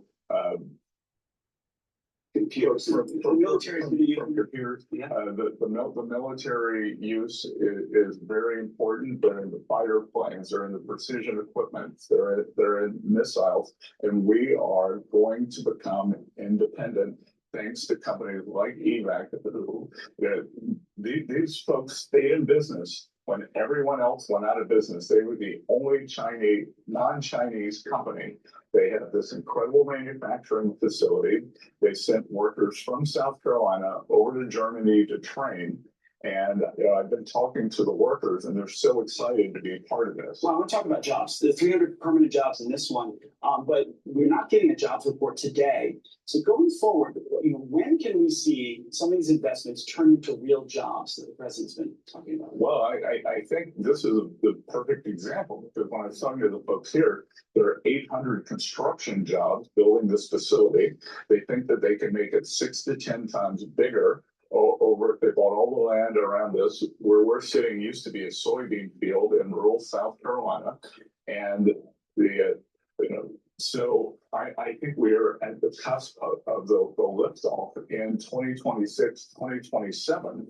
The President Trump was committed to bringing the manufacturing jobs back to America, and this is the start. And the good part about this is not only this high-paying jobs, this is part of national and economic security, Ed. I want to talk about affordability. That's one of the things we heard out of this last election that happened last week. How are your policies going to help Americans afford their lifestyle? Well, there are two pieces to affordability. There's the price, and then there's real wages. So what we saw under the Biden administration was, especially working Americans, real wages got decimated. The inflation rate was up 22%, but the average basket of goods and services that a working family bought was up in the 30s. So we have brought down inflation. Inflation came down in April for the first time in 4 years under President Trump. So the first thing to do was to VIX is at 21.57. That's bad. And S&P 500 is selling off, and it's at 6,656. Like I said, a resistance level of 600, a resistance level at 6,650. If it breaks, the next support level is going to be 6,550.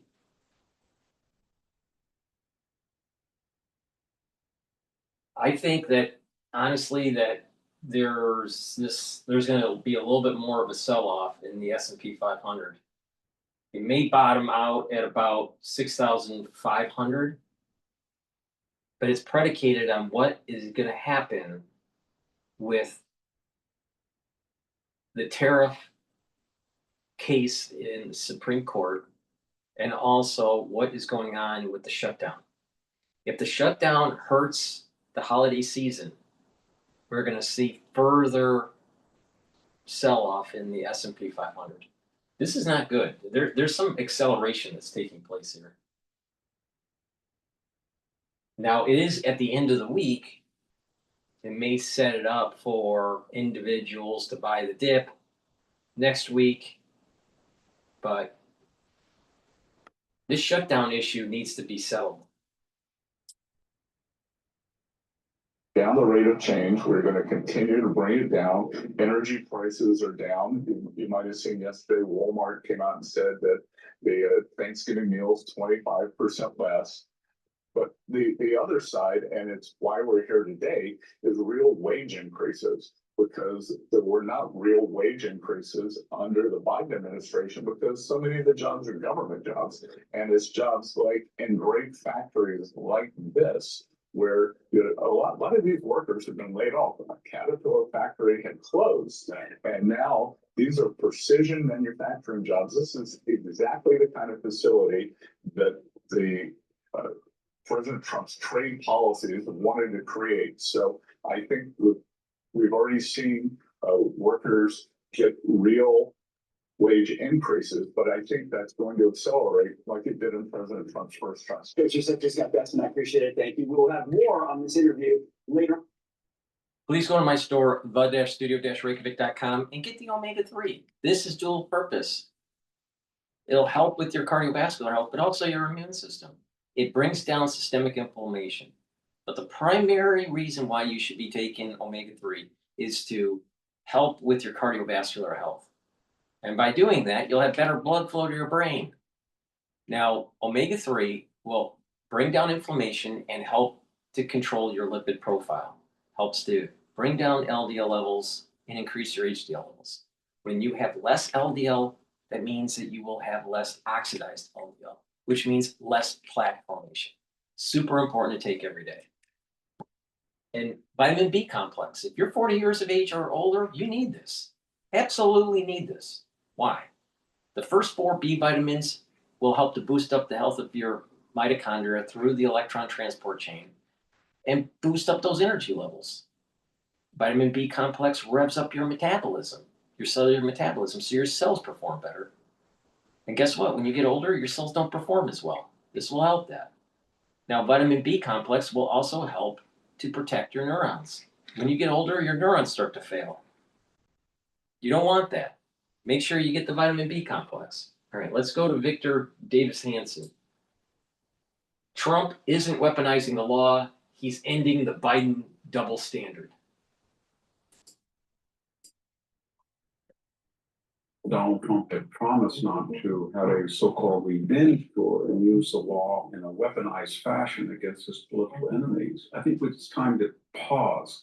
First, there's a question of magnitude. Donald Trump was indicted 91 times in 4 different jurisdictions. Those were coordinated. So far, we've only seen 3 key people indicted: John Bolton, James Comey, Letitia James. In addition to that, we're not even talking about the SWAT raid on Donald Trump's home or the effort to get 25 states to deballot him. I haven't seen Donald Trump saying to red state governors, we got to get Newsom off the ballot. He's dangerous. That hasn't happened. We got to keep some fair sense of magnitude. Indicting 3 people doesn't compare to what they did.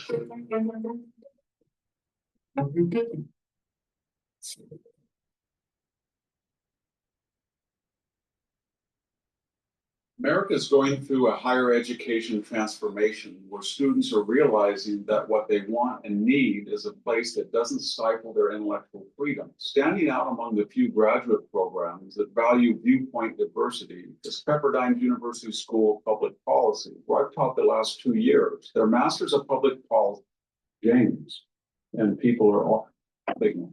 Hello, this is Victor Davis Hanson for the Daily Signal. There's been a lot of recent controversy over the indictments of John Bolton, James Comey, and now Letitia James. And people are arguing that Donald Trump had promised not to have a so-called revenge tour and use the law in a weaponized fashion against his political enemy. I'm actually going to see Letitia. It's not Letitia. Letitia James soon. Stay tuned. She's speaking in New York City.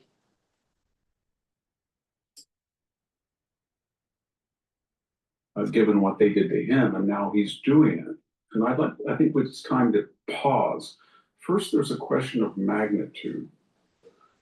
Donald Trump was indicted 91 times in 4 different jurisdictions: local, county, federal. Those were coordinated. Fannie Willis's main prosecutor, Nathan Wade, met with the White House counsel just 3 days after Donald Trump announced his 2020 November 15th re-election bid. That same day, Jack Smith was appointed by Merrick Garland, the Biden DOJ Attorney General, to be special counsel to go after Donald Trump at the federal level. That same day, Michael Colangelo, who had come from the Letitia James state prosecution of Donald Trump, resigned his blue chip job, number 3 in the DOJ, to go to work for whom? Alvin Bragg. So that was 91 indictments. So far, we've only seen 3 key people indicted. In addition to that, we're not even talking about the SWAT raid on Donald Trump's home or the effort to get 25 states to deballot him. I haven't seen Donald Trump saying to red state governors, we've got to get Newsom off the ballot. He's dangerous. Or we've got to make sure Kamala Harris is not on that ballot. Or, that we found some evidence about old Joe Biden. Let's raid his home. That hasn't happened. So we got to keep some fair sense of magnitude. Indicting 3 people doesn't compare to what they did. Then there's the question of high-profile people. Do prosecutors tend to select high-profile people more than the average Joe? I know that seems counterintuitive. We always think wealthy people have privilege, but sometimes prosecutors think if I take this person down or I target them, then it will send a message to encourage the others. Look at Patrick Fitzgerald. Why did he go after Scooter Libby? Remember that case? He said Scooter Libby had unlawfully disclosed the secret status of Valerie Plum, the CIA operative. But he knew at the time that Colin Powell, his own deputy, Colin Powell's own deputy, Richard Armitage, had first done that. But he wanted to go after Scooter Libby to point out that I can take down anybody. Was it wrong? Yes. But that's what prosecutors do. I'm not trying to excuse it. Why did James Comey, remember when he was in the DOJ? He went after Martha Stewart, put her in jail. I mean, for insider stock trading, but it was kind of a minor, it was very minor compared to what the Pelosi's have done, but he wanted to take down Martha Stewart. Donald Trump's not doing that, but what they're doing is they're saying if a national security advisor like John Bolton transmitted classified files and was exempt, then anybody can do it. If Letitia James is the Attorney General of New York and she lies about her mortgage circumstances or her tax circumstances or her primary residence, then anybody can do it. So it's logical you go after people both wrongly and rightly. But more importantly, which is the real sin?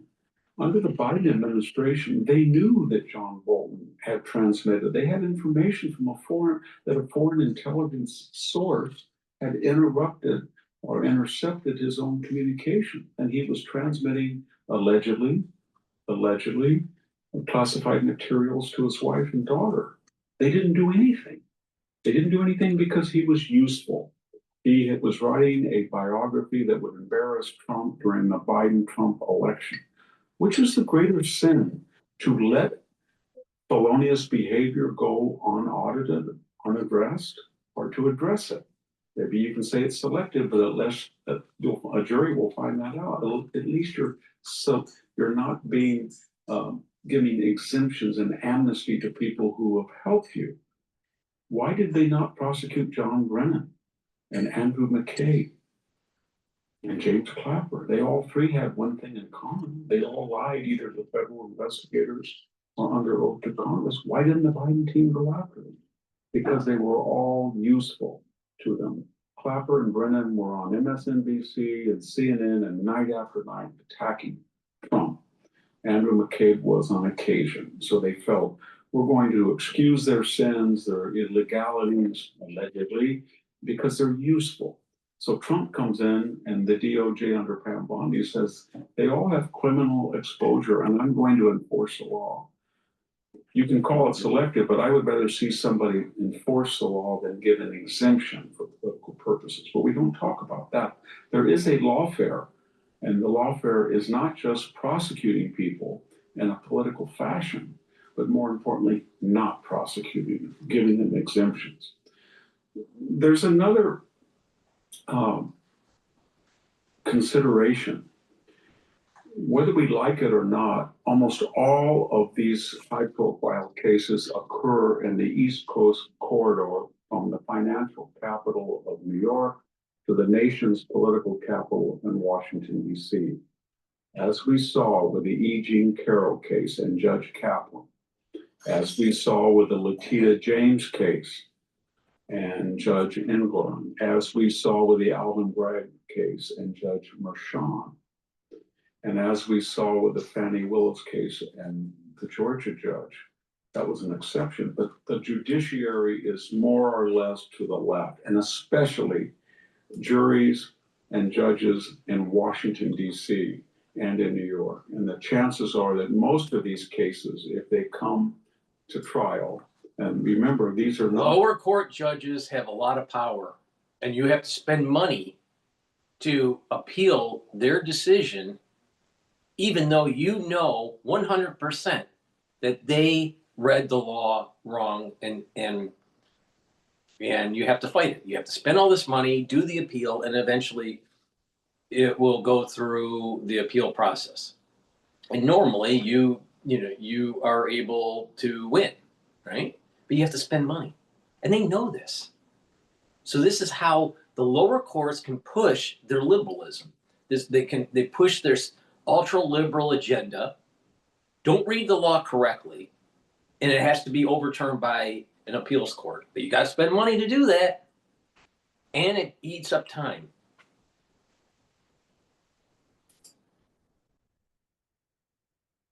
The prosecution does not hinge on what Pam Bondi says. It's what a grand jury of one's peers decide. John Bolton, for example, was indicted by a grand jury. So was James Comey. And these are in blue jurisdictions. all down the East Coast, these jurisdictions. So in conclusion, it's going to be much more difficult for the Trump Department of Justice under Attorney General Mamdani to find a Clapper or a Brennan or a Bolton guilty in a blue jurisdiction where you're going to have juries that are, for the most part, decidedly anti-Trump. Much more difficult. So they're going to have to prove beyond a reasonable doubt to a far greater degree than was true of Donald Trump. Donald Trump came in as a conservative, and in an era of rampant Trump hatred and Trump derangement syndrome, and he had to face predominantly left-wing grand juries, left-wing juries, and left-wing judges. So Donald Trump is accused of waging lawfare. There's going to be a natural check on that, and that check is that he is going into hostile territory. I'm personifying it, but his attorney general will be going into areas that are not sympathetic to the prosecution, but will be sympathetic to the opponents of Donald Trump. Thank you very much. Victor Davis Hanson for the Daily Signal. Thank you for tuning in to the Daily Signal. Please like, share, and subscribe to be notified for more content like this. You can also check out my own website at victorhanson.com and subscribe for exclusive features in addition.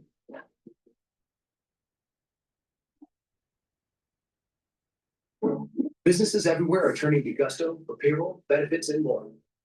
Save time. Save money. It's no wonder Gusto was named Tech Republic's best payroll software. Get started for free at gusto.com. Sentimental value is. All right, we're going to go to France 24 talking about Indian officials tight-lipped after Mamdani's New York win. Why is that? Before we do, please go to my store, the-studio-reykjavik.com, and get the resveratrol. Resveratrol is something I've been taking for decades. It slows down the aging process. It stacks well with C60, ubiquinol, NAD+, even clarity factor. Resveratrol will soak up free radicals, help the health of your mitochondria. You'll have more energy. Resveratrol also helps with youthful gene expression and gets rid of cells that are in senescence. Super important to take, especially for your basal layer for your skin. So please go to my store, take the resveratrol every day, drink it with filtered water. It will slow down the aging process.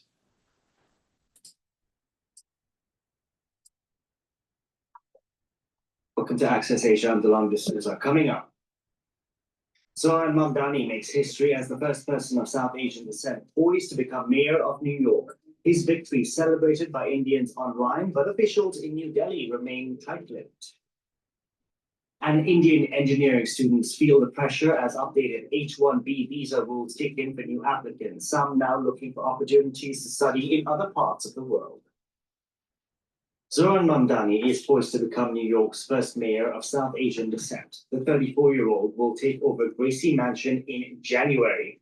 During his victory party, Mamdani paid tribute to his Indian roots, referencing India's first prime minister in a speech, and even a Bollywood banger was heard. It's no surprise, given he fully embraced his immigrant background during the campaign. Olivia Salazar-Wenspear reports. A new dawn for New Yorkers, ushered in with words that recall the newly independent India of his ancestors. Standing before you, I think of the words of Jawaharlal Nehru.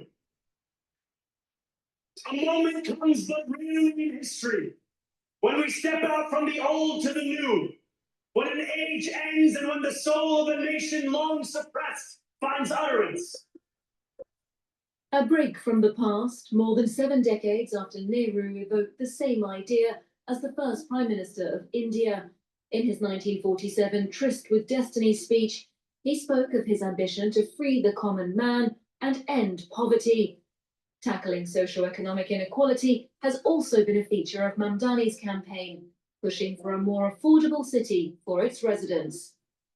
And in a multi-ethnic, multi-religious society like India, Nehru was a staunch defender.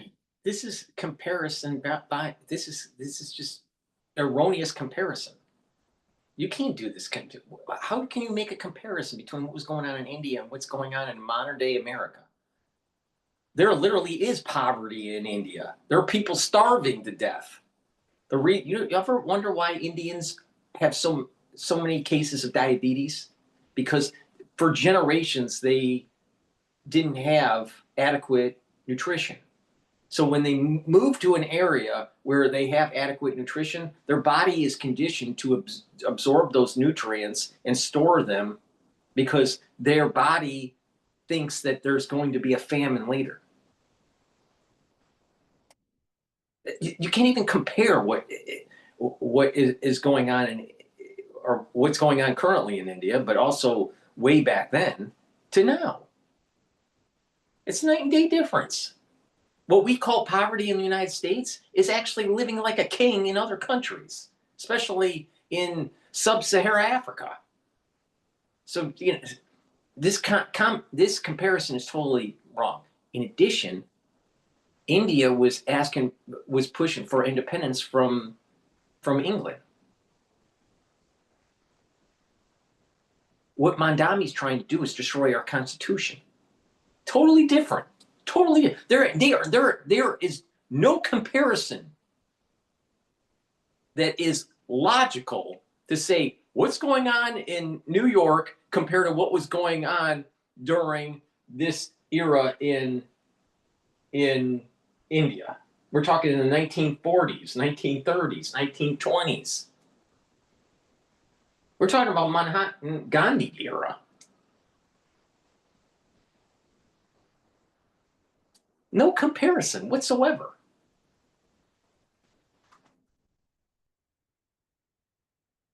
Before the computer age, before the genomic age, how can you make a comparison like this? It's so dumb. It's so dumb. What you really need to do is go, Mamdani, what do you stand for in terms of constitutional freedom? Why do you deviate from the Enlightenment?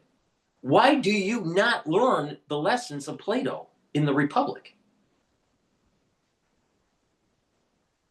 Why are you proving that Nietzsche was right about slave morality versus master morality?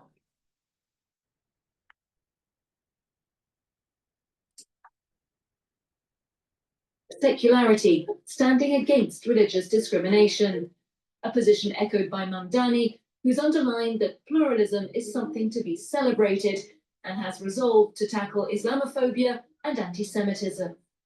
I look forward to being a mayor for every single person that calls this city home. Not just those who voted for me in the Democratic primary, not just those that vote for me this year. I didn't vote for him. I voted for Cuomo, even though I don't like Cuomo.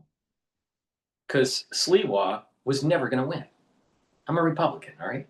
But I had to vote for Cuomo to try to prevent Mamdani from winning. He won. Is he my mayor? Yes. But does he represent anything in terms of what I believe in? Does he represent in strong constitutional freedom? Does he represent the ideals of the Enlightenment? Absolutely not. Absolutely not. He probably doesn't even know what the Enlightenment is.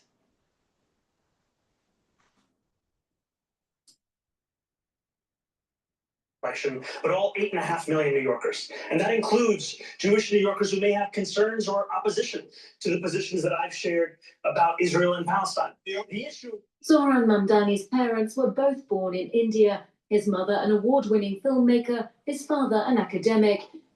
He's reached out to the diaspora in New York. So let's think about that.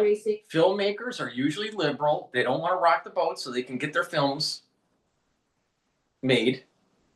Academics, they get they get their academic stipend, right? They're not really workers. I mean, come on, let's get real. Let's get real.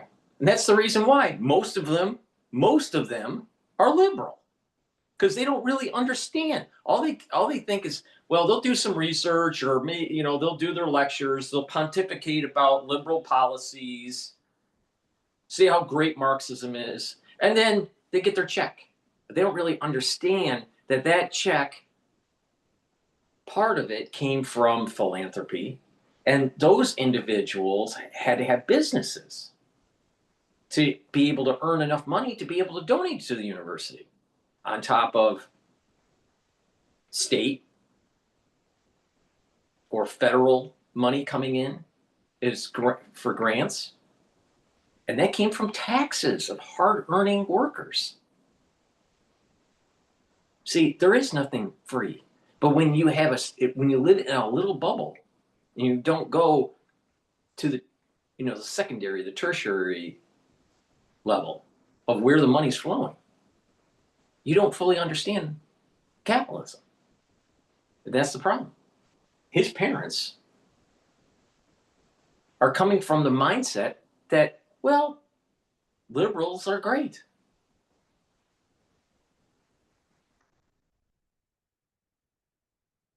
Don't trust this guy. This guy is a person that cannot be trusted.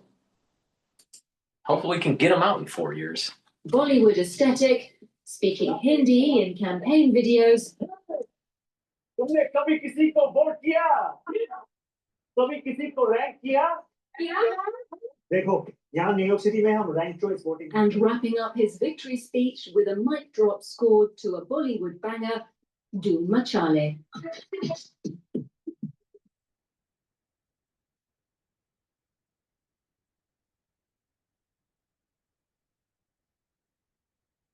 Maybe this is the reason why he doesn't understand the Enlightenment. Oh, don't forget,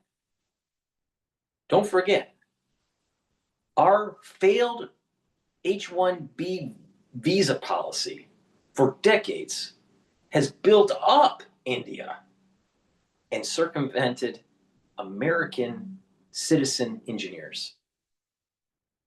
With technology transfer, you can hire 4 engineers, Indian engineers, to 1 American engineer.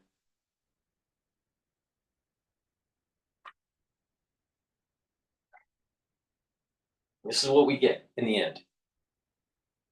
A Marxist running the heartbeat of America, New York City, the capitalist city of the world. Don't you think that New York's going to turn into the shithole of London now? Most likely. Most likely.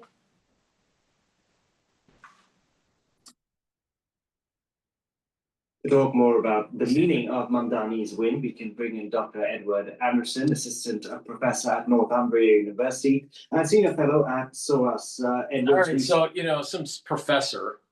Let's see if the professor says anything about the Enlightenment, anything about Plato or Socrates, anything about Nietzsche, anything about our constitutional foundation is based on life, liberty, and the pursuit of happiness, and the protection of our property. Let's see if the professor says anything.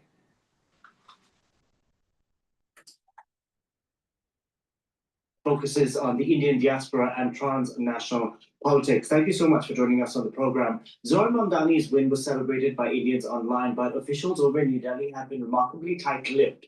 Why do you think that is?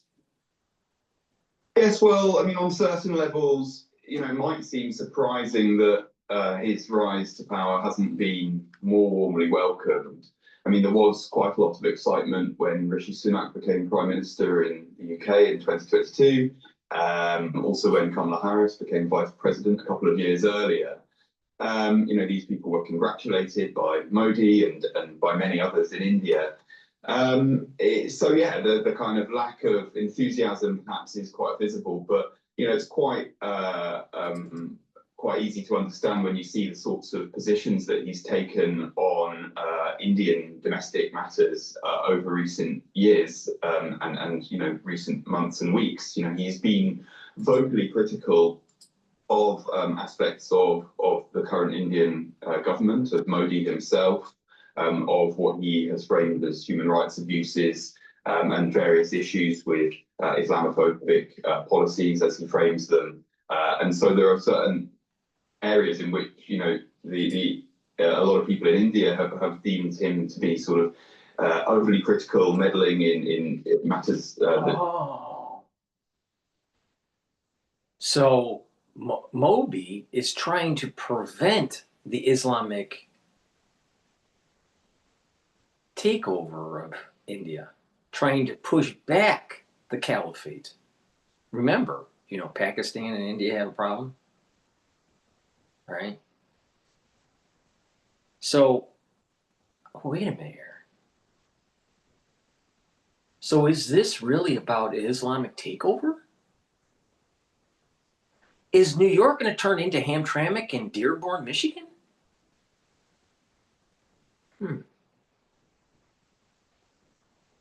Probably.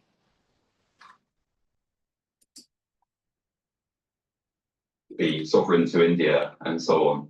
Mamdani did need to reach out to the Indian diaspora while campaigning in New York. At one stop in a temple, he spoke about the vision of India he grew up with. Take a listen to what he had to say. So I've been critical of Mr. Modi. And I've been critical of Mr. Modi because of the vision that I grew up with was of an India that was pluralistic, an India where everyone belonged, no matter their origin. And my critique has been Mr. Modi and the BJP political party for their vision of an India that only has room for certain kinds of Indians. So, Edward, what is different about the India of today?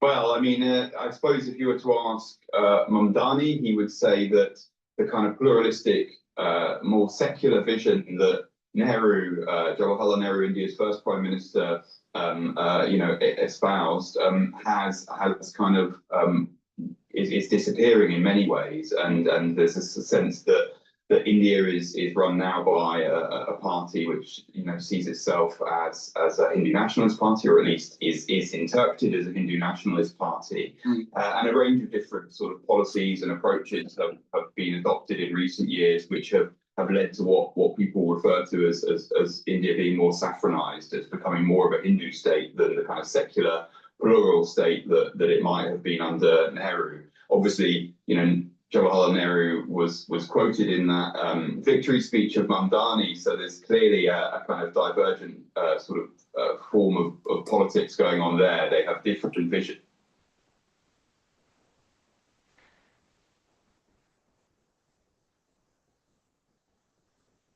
Muslims that are extreme, even though they may seem secular, will use a Trojan horse to get into the society and to deconstruct it.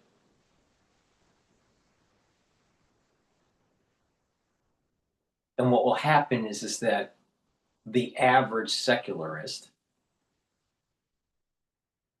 or orthodoxy of different religions, Christianity, Judaism, maybe even Buddhists, I don't know. But let's just say orthodoxy of other religions that are antithetical to Islam will move out. And they take over the city. And they want people to leave. They want the exodus to happen. But it's always under this idea of secularism. That's the entry. It's almost like a virus.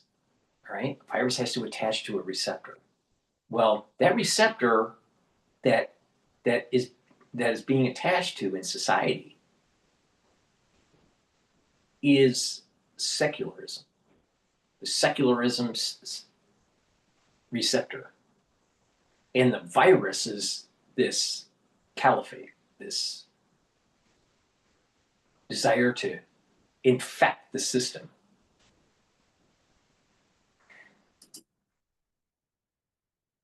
For what they believe India ought to be. So Mamdani hasn't anglicized himself in any way. He was eating biryani with his hands, putting out campaign videos in Hindi, even Bengali. Do you think he was able to do all of this because it is New York, and New York, like London, is very, very diverse? I think to a large extent, yeah. I mean, he's clearly someone that is very much unapologetic of his cultural heritage, his mixed heritage as well. because he also identifies with, Uganda, which is a place where he was brought up. And he, has definitely resonated with that very, very diverse population in New York. He talks of it as an immigrant city in ways, that he contrasts clearly to the sort of anti-immigrant politics of Donald Trump. And that has resonated with a lot of people. Zoran Mamdani's father is a professor, his mother is a well-known director. Did coming from this privileged background help him go through different worlds, whether it was talking to business leaders and cab drivers in the same day? Yes, I think certainly, he seems to be a very adept politician. He's very young. He's seen as a sort of breath of fresh air. He's quite different to a lot of the sort of establishment of the Democratic Party. And yeah, he has been able to reach out to quite a wide range of New Yorkers, whether they are, recent immigrants, taxi drivers and others, or whether they are, other sections of society that are fed up with the political status quo. Very briefly, do you think his victory will serve as an eye-opener to politicians of Indian descent around the world, that they don't necessarily need to be so viciously anti-immigrant to be palatable to the mainstream?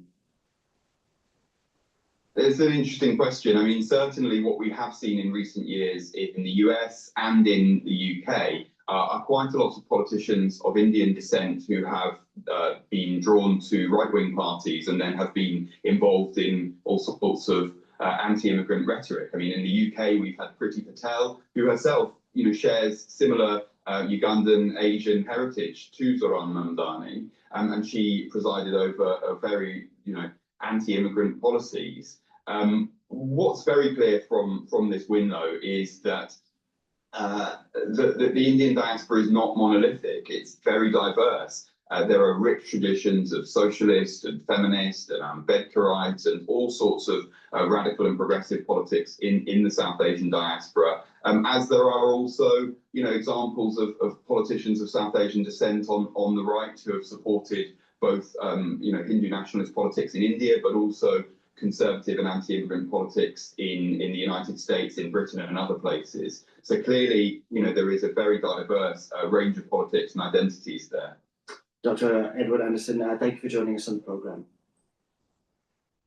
Thank you. Now, for over 3 decades, the H-1B visa program has allowed skilled foreign workers to work in the United States, and it's been a lifeline for Indian professionals. Yeah, a lifeline for Indian professionals, and destroyed American citizen jobs. Because the corporation that sponsored them wanted to hire someone for less of a wage, even though they're not supposed to do that.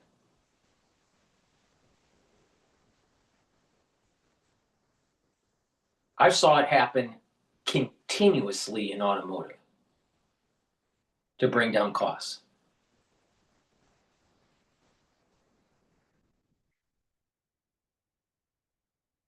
Let's continue. Those in tech. H-1Bs have also been a pathway for Indian students, the largest international group in the United States, to enter. If India is so great, why the hell do they need to come to America? Oh, it's because India isn't so great.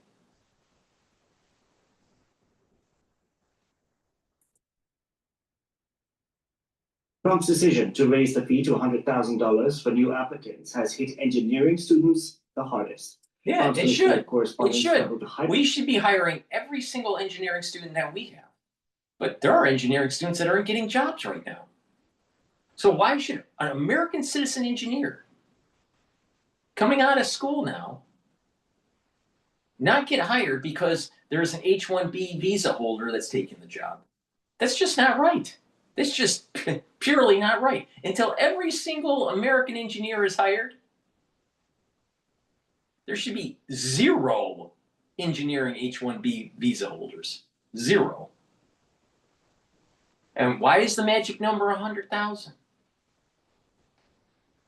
Because what that does is it moves the needle up for the duration of their visa, where they cost more than an American.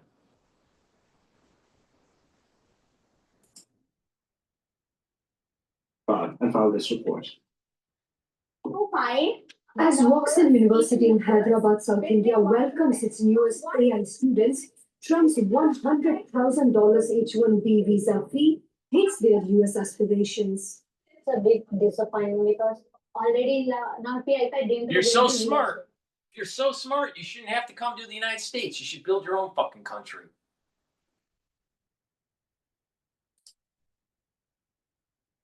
I obviously worry about these taking student loan, education loan. It's too expensive. Visa is also expensive, and even if we apply for visa can also get cancelled. Oh, so it's they have to worry about their costs. Well, what about the American engineer that had to borrow money to get educated at a good school? Maybe even had to work during the summer or whatever. They have debt too. American engineers have debt. Why should we give the Indians the opportunity for prosperity in the United States when we're not giving that same opportunity to the youth that are coming out of college that are American citizens? And oh, by the way, our tax-paying dollars at the state schools and at the elite schools like Harvard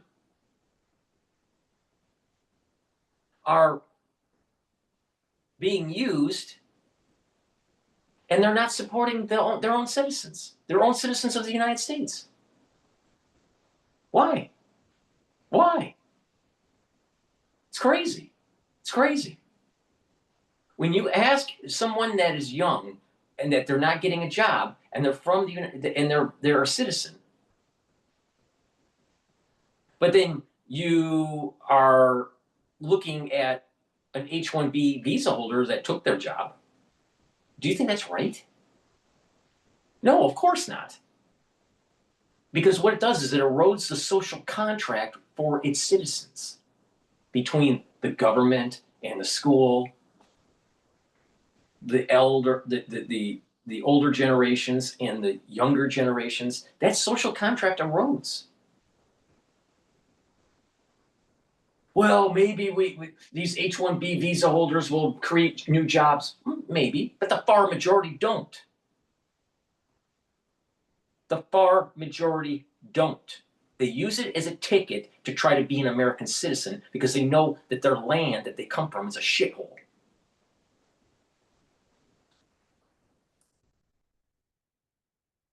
With foreign workers taking over 70% of the 400,000 visas issued in 2023. Indian origin Americans are among the highest earning immigrant groups in the US, according to estimates, with some of the world's top IT giants like Google, Microsoft, and IBM being headed by Indian. This is sampling bias. Sampling bias. An American engineer isn't any worse or any better than an Indian engineer in all disciplines, whatever it is, chemical engineering, mechanical engineering, electrical engineering, it doesn't matter. Because it's the same education. What the Indians are willing to do is that they reduce their costs. All right, they're willing to lower the cost to work in the United States. So you have this. So let's say an engineer is coming in at, I'm just rounding these numbers. Now, obviously, an entry-level engineer isn't coming in usually at this level. But let's just work, just for argument's sake here. Let's say a job goes for $100,000. All right, if it's typically a domestic new grad. All right, it's usually lower than that. But let's just say 100,000. The Indian may be coming in at 75 with the H-1B visa. And the H-1B visa is 2 years, it could be re-upped, whatever the deal is.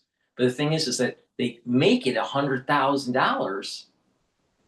And so what it does is it forces the company to recalculate, well, they're going to give the 75 to the Indian, but they have to pay 100.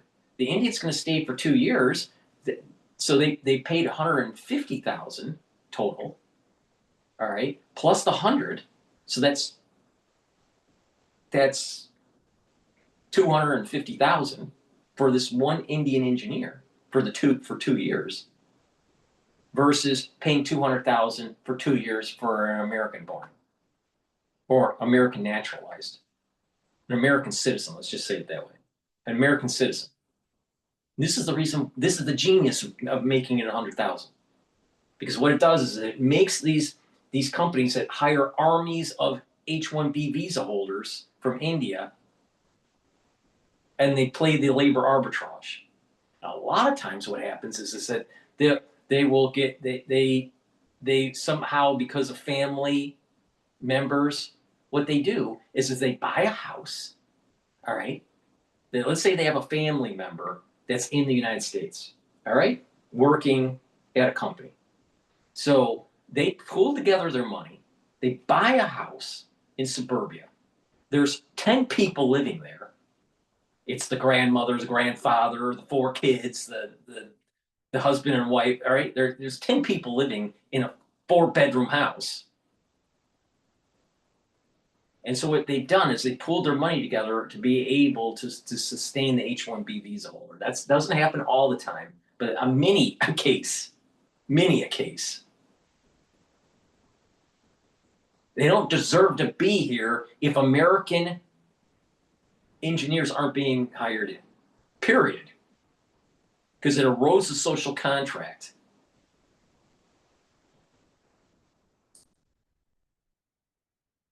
CEOs, but the recent policy changes in the US is proving to be a major deterrent for Indians pursuing a career in the US. As uncertainty. Why should they be pursuing a career in the United States? Why can't they build their own fucking country? Why? The technology transfer has already happened. They gutted our intellectual property for the last 25 years. Why? Why can't they build their own country? Why can't they work in their own country? Oh, America is set up because of the Enlightenment, because of our constitutional freedoms, because of our property rights, to be a more prosperous nation.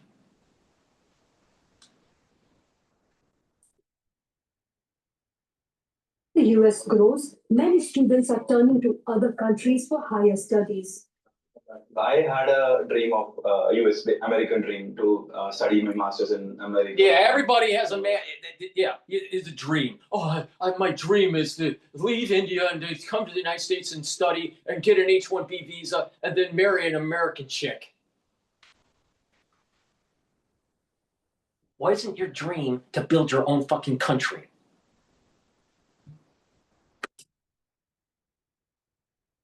Lead that amazing life. Right now, I'm planning to Netherlands, where Netherlands is like good for PR opportunities, and we have world-class ranking universities. Oh, so if they have world-ranking universities, why do you need to come to the United States? If Hinduism is so great and so productive for a society, why don't you stay in India? We don't need paganism. And Hinduism is paganism.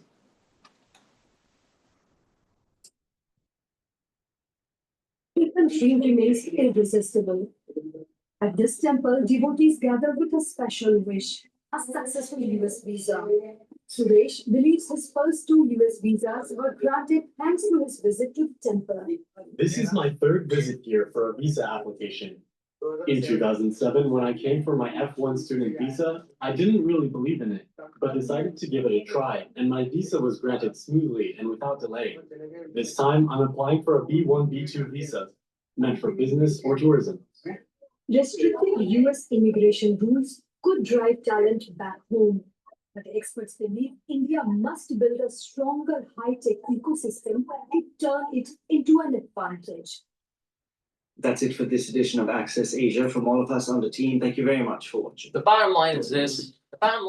Companies like Microsoft, Google, even Oracle, these big tech companies, they use the H-1B visa program to lower costs and not hire American engineers.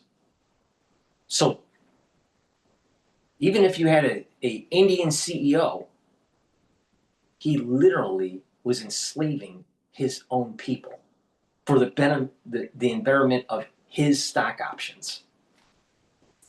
Please go to my store, the-studio-reykjavik.com, and get the heirloom barley. This will bring down inflammation, soak up free radicals, and also detoxify your body.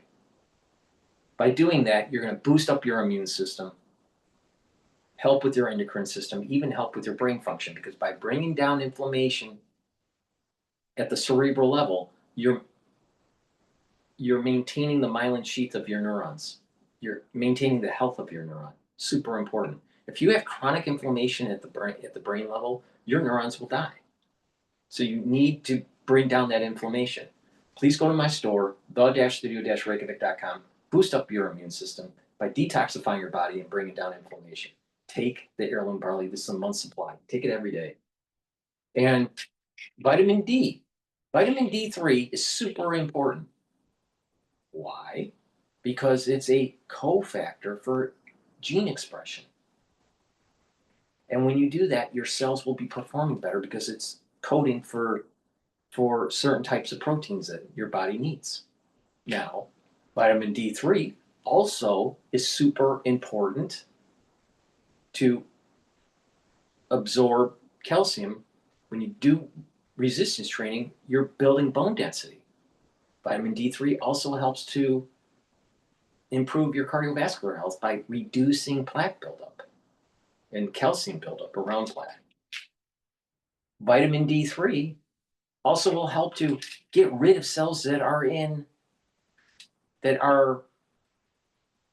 infected. So it helps to get the cell to go into apoptosis, because a lot of infected cells, the apoptosis pathway is circumvented. Well, they take vitamin D3 and it mitigates that and allows for the cells to die off. That's the reason why you need to take vitamin D3 during the fall and the winter season.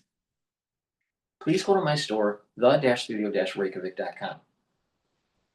Get the vitamin D3, take the heirloom barley, save some money and use discount 5.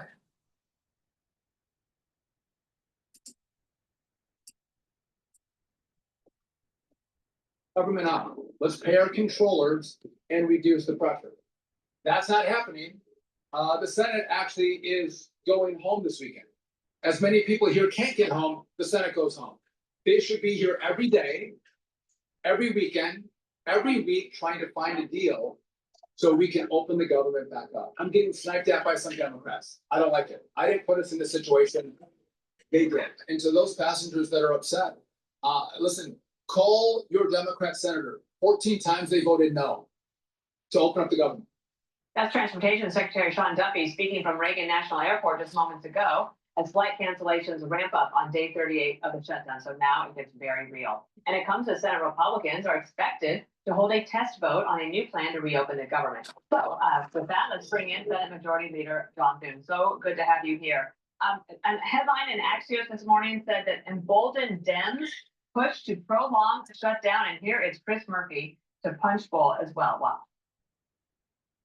I think there will be some pretty substantial damage done to a Democratic brand that has been rehabilitated if on the heels of an election in which the people told us to keep fighting, we immediately stop fighting. If we surrender without having gotten anything, and we cause a lot of folks in this country who had started to believe in the Democratic Party to retreat again, I worry that it will be hard to sort of get them back up off the mat in time for next fall's election cycle. Well, point. A trusted strategic partner already by your side. Imagine that. We can. Well, points for honesty, I guess. But one of the things I'm wondering, Senator, are we farther away from trying to get this settled today on Friday than we were on Monday? Dana, the Democrats just have to take yes for an answer. We've given them everything essentially that they were asking for, the reasonable Democrats, not the crazy ones like what you just heard. But they literally yesterday at their Democratic caucus meeting in the Senate had a pep rally. I mean, they are celebrating this. It's insane. And what's happening is the far left, which is the tail wagging the dog, is bullying the reasonable Democrats out of coming to the table. We have a proposal that they have been reviewing and looking at now for several days, mostly with things that they asked for. including a normal appropriations process. We open up the government. They get a vote on their Obamacare fix. They want to sit down, meet with the president on a path forward. He's more than willing to do that. Other things are in play, but they can't take yes for an answer for fear. I mean, these people are scared spitless of their base, and that's what's happening. Yesterday was a bullying session.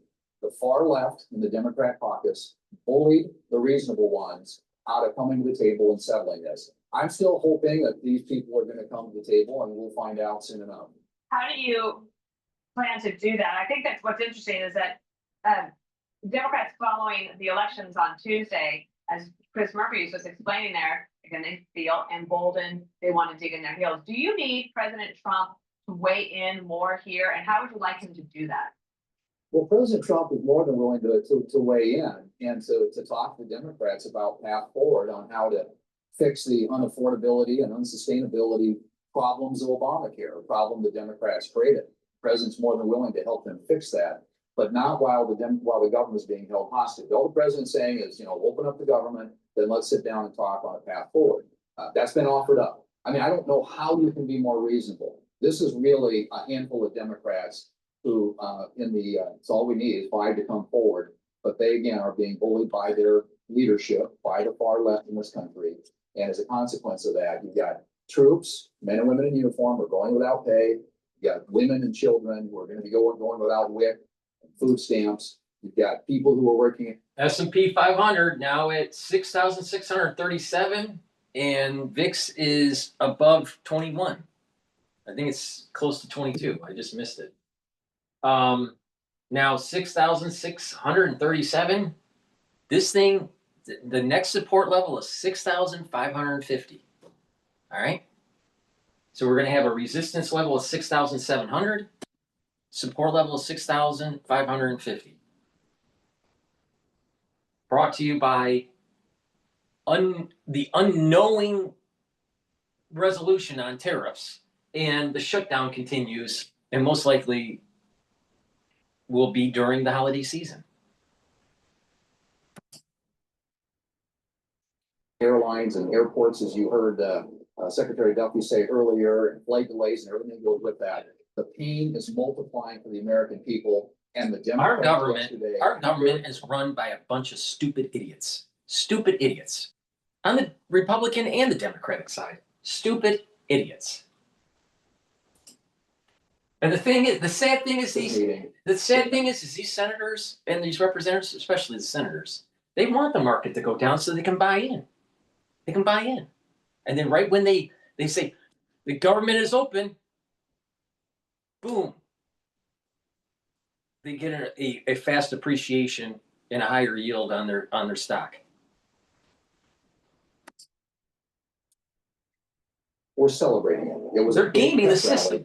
And I just don't know how you defend that to the American people who are the ones that are suffering. God, I hate this guy. I don't know if this is the case, but I understand that one of the possibilities is to get the government funded until January. But if we have this same problem in January, what's going to change on Obamacare? Because those subsidies are not going to get any less expensive. Right, but I mean, I think we will have a normal appropriations pass most of the bills. That's what we got right now. And we got a 3-bill package that's passed the Senate already. We want to attach the CR to that now, get those 3 bills signed into law by the president, and get to work on the rest of the appropriations process. That's something the Democrats have said in the past that they want to do. But now, I mean, they're running for cover. I mean, these people are afraid, they're scared. And that's the challenge we have right now in dealing with the Democrats. But I still think there are a handful of the reasonable ones who is we wear into the weekend here. By the way, we're going to give them a chance to vote later today on paying people who are working. But if they don't at some point come to the table and open up the government, the American people are going to continue to suffer. And I don't know how. Could this go into Thanksgiving? No, I don't believe so. If it does, it's going to be up to them. But honestly, I think like I said, there's a path forward here. All they have to do is take yes for an answer. We've offered them a solution. The president's willing to meet with them. I'm willing to give them the vote. All the things that they said they wanted. This has now become a function of, this is Trump derangement syndrome. Nothing more, nothing less, nothing else. And these folks in their caucus right now, they don't care what the issue is. If President Trump is involved with it, they just want to fight. Last question, after the races that were won in Georgia on Tuesday, the other part of your job is making sure that you keep the Senate majority. Looking at that and knowing that, a year goes by pretty quickly, are you concerned that the Democrat, John Ossoff, could win again in Georgia? And then if you have Roy Cooper, the governor of North Carolina, running as a centrist, like Abigail Spanberger and Mikey Sherrill, do those races become more expensive or harder for you to win? I think they're going to be hard and expensive. I think this is a country that's very divided. You won't have in a midterm election President Trump on the ballot. He is the person that brings a lot of our voters to the polls, which means we're going to have to double down and work really, really hard on getting the vote out. But Dana, I don't think you can read too much into this. I mean, I've been around here long enough. I've been through off-year elections, midterm elections, presidential elections, and things change in a hurry. But what I can tell you right now is we need to get the government opened up for the American people. And they're the ones who are hurting from all this. And ultimately, the Dems may think they're winning in the short term, but this is going to cost them in the long term because it's very clear right now. I mean, they're owning it. They're taking credit for it. They're out there bragging about this. You've seen some of these Democrat senators and House members out there on a daily basis, basically saying we're going to double down, and I just think this is it's an unsustainable position for them. And they may think they're winning in the near term, but believe me, the American people are going to have an opportunity next year to weigh the differences in the direction of this country and where the president and the Republican majorities here in the Congress are taking us. It's going to be a stronger economy, a safer country, a more secure country, and a country where working people have opportunities to advance and get better paying jobs. Senator Thune, thank you. We'll touch base with you next week. I'm Steve Ducey. I'm Brian Kilmeade. The market is probably going to continue to sell off until the shutdown ends. Please go to my store, the-studio-reykjavik.com, and get the drops and the lozenges, especially for the fall and winter season. You can get it in honey and lemon, cherry flavor, and also blueberry. Very high quality drops. I also have lozenges. Elderberry zinc.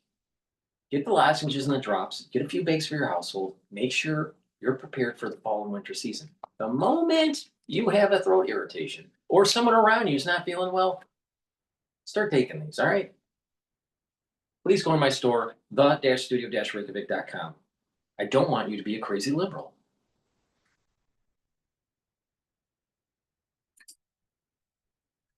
All right, we're going to listen to The Hill.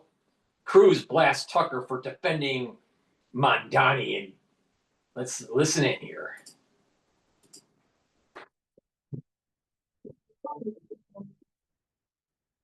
Former Fox News host Tucker Carlson offering a defense of New York City's mayor-elect, Zoran Mamdani. Throughout his campaign for mayor, Mamdani was accused by some of holding anti-Semitic views, something which he and his supporters vigorously denied.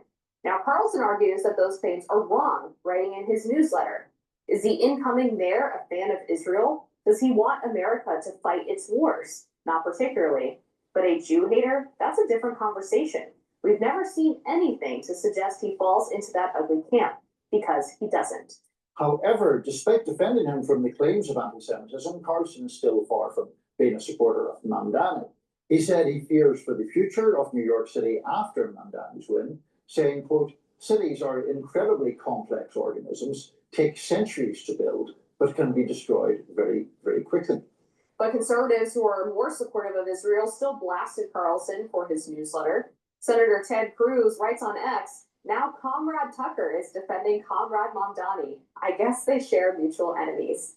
And conservative YouTuber Vince Dowell. Spreadsheets killed my sales. Wait, just type Piper. Discover pipeline sales, CRM.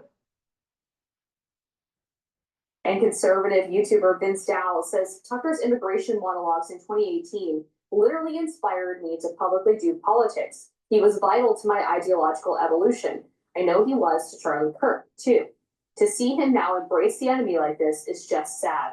The Tucker of 4 years ago would have rightly shamed the self-admitted foreign invader for taking power in the United States. What happened? But there are others who backed up Carlson's comments. Journalist Isaac Saul, who is himself Jewish, writes on X, there is really very little evidence Mamdani is an anti-Semite. He has the support of several prominent Jewish leaders who know him well. He has campaign staff for Jewish polls, and I've personally not heard him utter a single anti-Semitic word. This all comes in the wake of Carson's controversial interview with far-right influencer and anti-Semite Nick Fuentes. That interview led to an uproar in conservative circles online, with some arguing that Fuentes should not be platformed because of the comments he's made against Jewish people. The president of the Heritage Foundation, Kevin Roberts, initially defended Carlson's interview, but backtracked on those comments earlier this week in a lengthy apology to his Heritage Foundation staff. So here we are again with Tucker Carlson and the issue of anti-Semitism and the right and all of that. It will not surprise you to learn I agree with what he said about Mamdani. I don't think there's any evidence that Mamdani is an anti-Semite. I think Mamdani has been vigorously critical of Israel's conduct in Gaza. I noted just yesterday there was some awful attack where swastikas were painted on, I think, a school in New York, and Mamdani was out immediately describing that as disgusting and talking about standing up against anti-Semitism. I do just have to take issue with Vince Dow is not someone I'm aware of, but was he referring to Mamdani when he was saying about foreign invader? Like that? I believe so. That seems like ludicrous language to use. I mean, you can, of course, argue Mamdani's political beliefs as you can with anyone, but that sort of rhetoric I find completely reprehensible. I view Mamdani's stance on Israel probably the least interesting thing about him.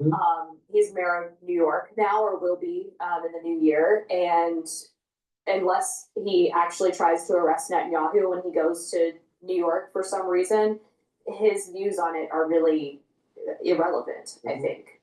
And Andrew Cuomo, actually, the reason why his campaign was so terrible was because he focused so heavily on that issue, as opposed to countering Mamdani on some of his actual policies. I mean, I obviously worked for the Daily Caller. It was founded by Tucker Carlson. I consider him to be something of a mentor. Over the years, he's been incredibly gracious to me.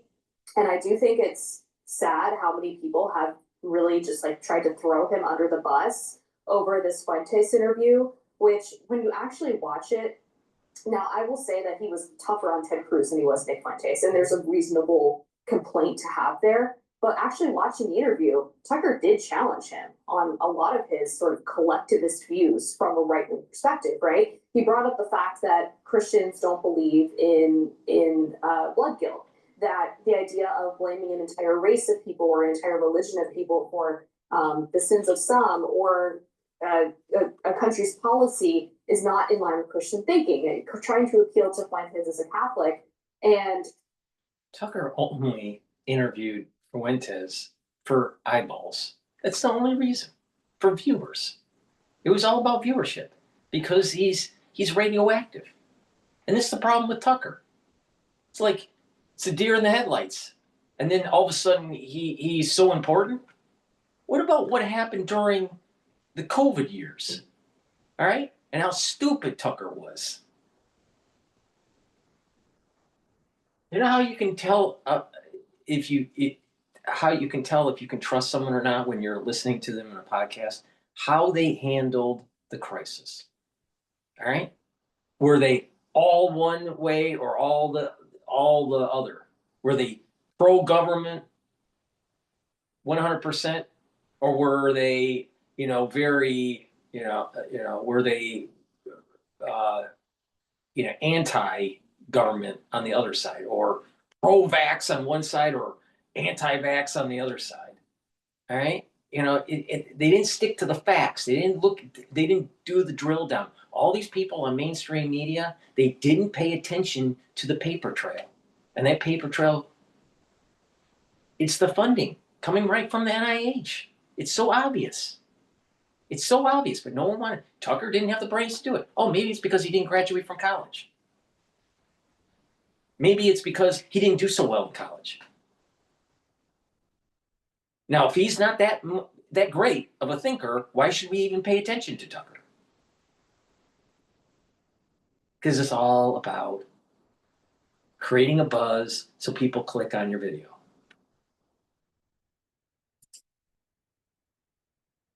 Sort of doubled down and was like, what? There's something unique about the Jews and Jewry in America.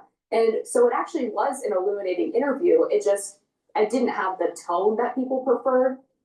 And Tucker addressed this criticism recently with Megyn Kelly, where he said, you know, you're not my editor, and I actually don't owe it to you to use my platform in a way that pleases you, which I thought was pretty telling. And the whole Heritage Foundation complaints as well, just having friends on both sides of it and watching it all play out as a member of you know, the conservative, I wouldn't say movement, because I'm not really an activist, but being conservative, and knowing a lot of people at Heritage, I didn't think that Kevin Roberts' initial statement was like the perfect thing to say. I actually thought he probably shouldn't have said anything. The whole reason that it came up was because there was something removed about Tucker from the donor page, and people were speculating about what that meant. And so Kevin Roberts sort of came out and said, well, this is what I think about the issue. And it made some staffers angry. But then what followed was really what I would view as what left-wing organizations do when they're frustrated. I'll tell you, this is so clear. Let me tell you what Tucker represents. All right, I got the same damn tie that he has. All right, let's just really dive down into what he really represents. He tries to represent himself as this long-standing American with, you know, family history coming, you know, to the United States, you know, a very long time ago, and that, you know, he's pro-American, all right, and that he's some sort of intellectual. He used to wear a bow tie all the time, and when he was on CNN, there was some sort of conservative intellectual, similar to Robbie on the Hill. All right, there's some similarity there, you know, the early days in CNN with Tucker. All right, but the reality of the situation is he was a failed student. The reality of the situation is he didn't finish college. The reality of the student was the CIA didn't want him, or did they? And he presents himself as some sort of like conservative intellectual. But you remember those deer in the headlight look when he was on Fox? Especially when he was interviewing individuals that were talking about weapon development. And he was like, really? Whoa. What a dumbass. What a fucking dumbass. What a dumbass.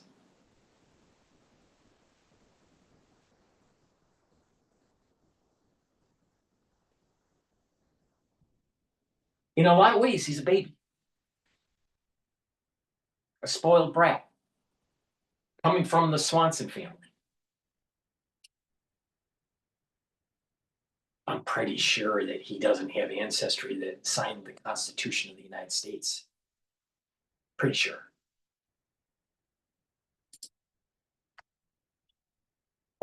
That they're working for, which is they run to social media, they leak things internally, and they try to basically smear their boss. And that's not a productive way, I think, to change an organization or to demand some kind of change or different direction from the person who is in charge of the organization. It reminded me of the New York Times revolt when they ran the Tom Cotton op-ed, of people going to Twitter and saying that it was putting Black lives in danger of New York Times staffers. And so it just felt very illiberal to me. And especially recently, there was a document that leaked that the anti-Semitism task force at Heritage was making a list of recommendations, which is, you know, code word for demand, where they have to engage in all of these different sort of like struggle sessions, including like the offer to attend Shabbat dinners. And, you know, one of the women who offered to host the Shabbat dinners is a friend of mine, Bethany Mandel, and I don't think she meant it that way, but the fact that it was coming in the aftermath of all of this public consternation really gave the impression that they were trying to really cajole staffers into signing on to things that they don't necessarily agree with or don't feel like they should be required to do because somebody else from an entirely different organization did a podcast that they disagree with. And so just the entire saga, I thought, was so unfortunate, especially right before the elections. It was such an unnecessary distraction, again, over a podcast that has nothing to do with heritage. Sorry for allowing me to rant. People have been asking me about it all week, so that's how I feel. Absolutely, and I like having the time to hear your full views on it, because it's obviously it's happening much more in your world in terms of the conservative, the conservative. Come on, get it out. Than mine. It's amazing how these liberals have little like that marbles in their fucking mouth.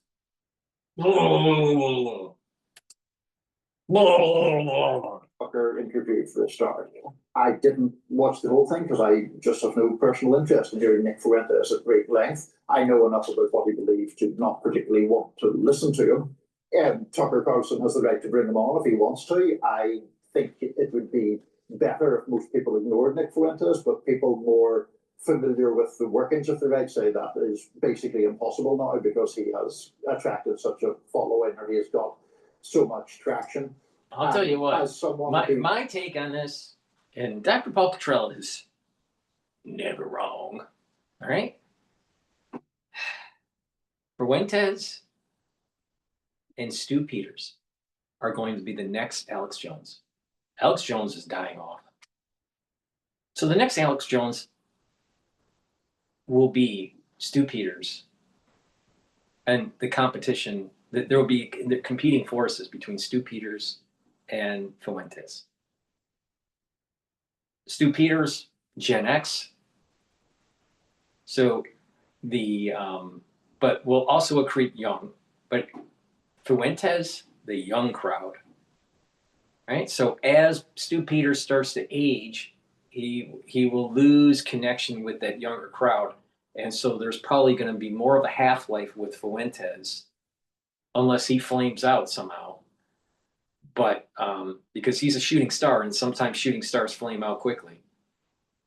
But I see that the next Alex Jones will be Stu Peters and or Fuentes. Fuentes probably will last longer though. But the country is becoming polarized. You can see that John Ho was, when we did our show last week, used the term balkanization.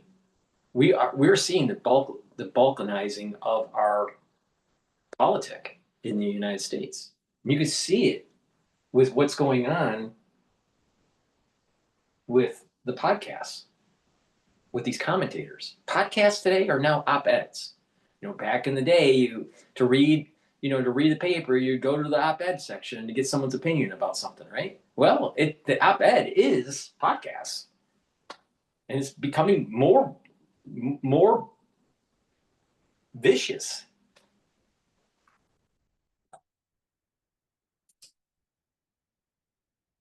Self has been pretty critical of Israel in relation to Gaza. I said yesterday the same thing to Robbie that I'll say to you now. I don't want the support or allyship in that respect of people who are motivated by anti-Semitism. And so, there are reasons, I think, very good and legitimate reasons to be appalled by what Israel has done. I don't think disliking Jews is a legitimate reason for any position. I think it's appalling just prejudice. And in relation to how it was handled at Heritage, and I'm looking at this very much from the outside, there certainly was obviously some leaking. I did think at the town hall that was done, I'm not sure who the woman was who confronted Kevin Roberts face to face, but I thought that was impressive because she just got up and gave her view to her boss effectively, and that was worthwhile. And just one thing I'll say on the Mamdani Cuomo point, I do take your point that the mayor of New York is not creating policy in relation to Israel. I think for a lot of people on the left who are critical of what has happened in Gaza, it became a judgment issue. In other words, an issue that illuminated someone's judgment. The problem with the left, we got to save babies in Gaza. Look at the collateral damage that Netanyahu's doing. Israel bad, Gaza good. Save the children. The next day, they're running to an abortion clinic to have their fetus extracted out because they care about the children.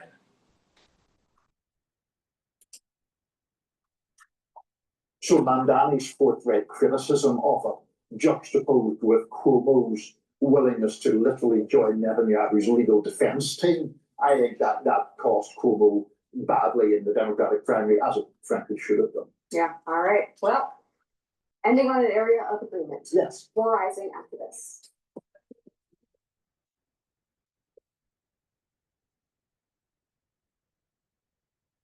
Please go to my store and support capitalism. It really does work. Collagen. Collagen will help with your skin, your nails, your hair, your musculature, your joints, your cartilage, and also your bone density. This is a month supply. Take it with soft foods, filtered water, a smoothie, or milk, or even coffee. All right?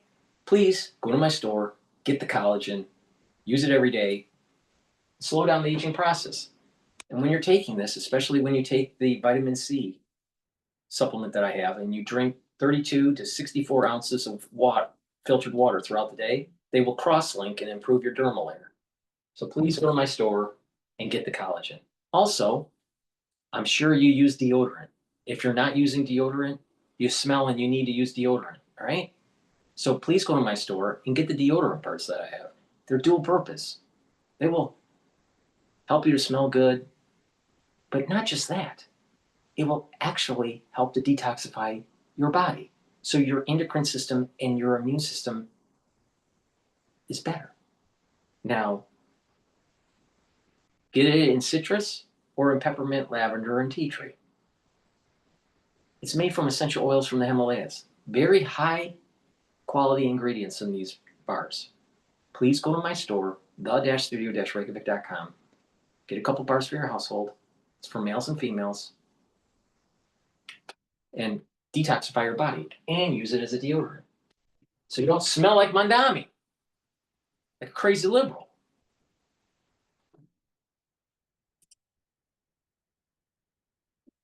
Rubio, who according to the Wall Street Journal, peeled the president back from that idea to the extent that it wasn't even brought up in the president's meeting with Xi in South Korea. That was something that we were waiting for, bracing for. NVIDIA shares today are down about $6, down about 3%. And it's been a real loser over the past week. Of course, such an important stock to the market, having topped out, I believe, $208 a share. 207 was the high on the 29th of October. It's been pretty much straight down since then. So let's try to get our arms around this with the help of the aforementioned Mike Shepard with us here in Washington, D.C. Did he get a call, you think, from the White House telling him to pull back from this whole idea?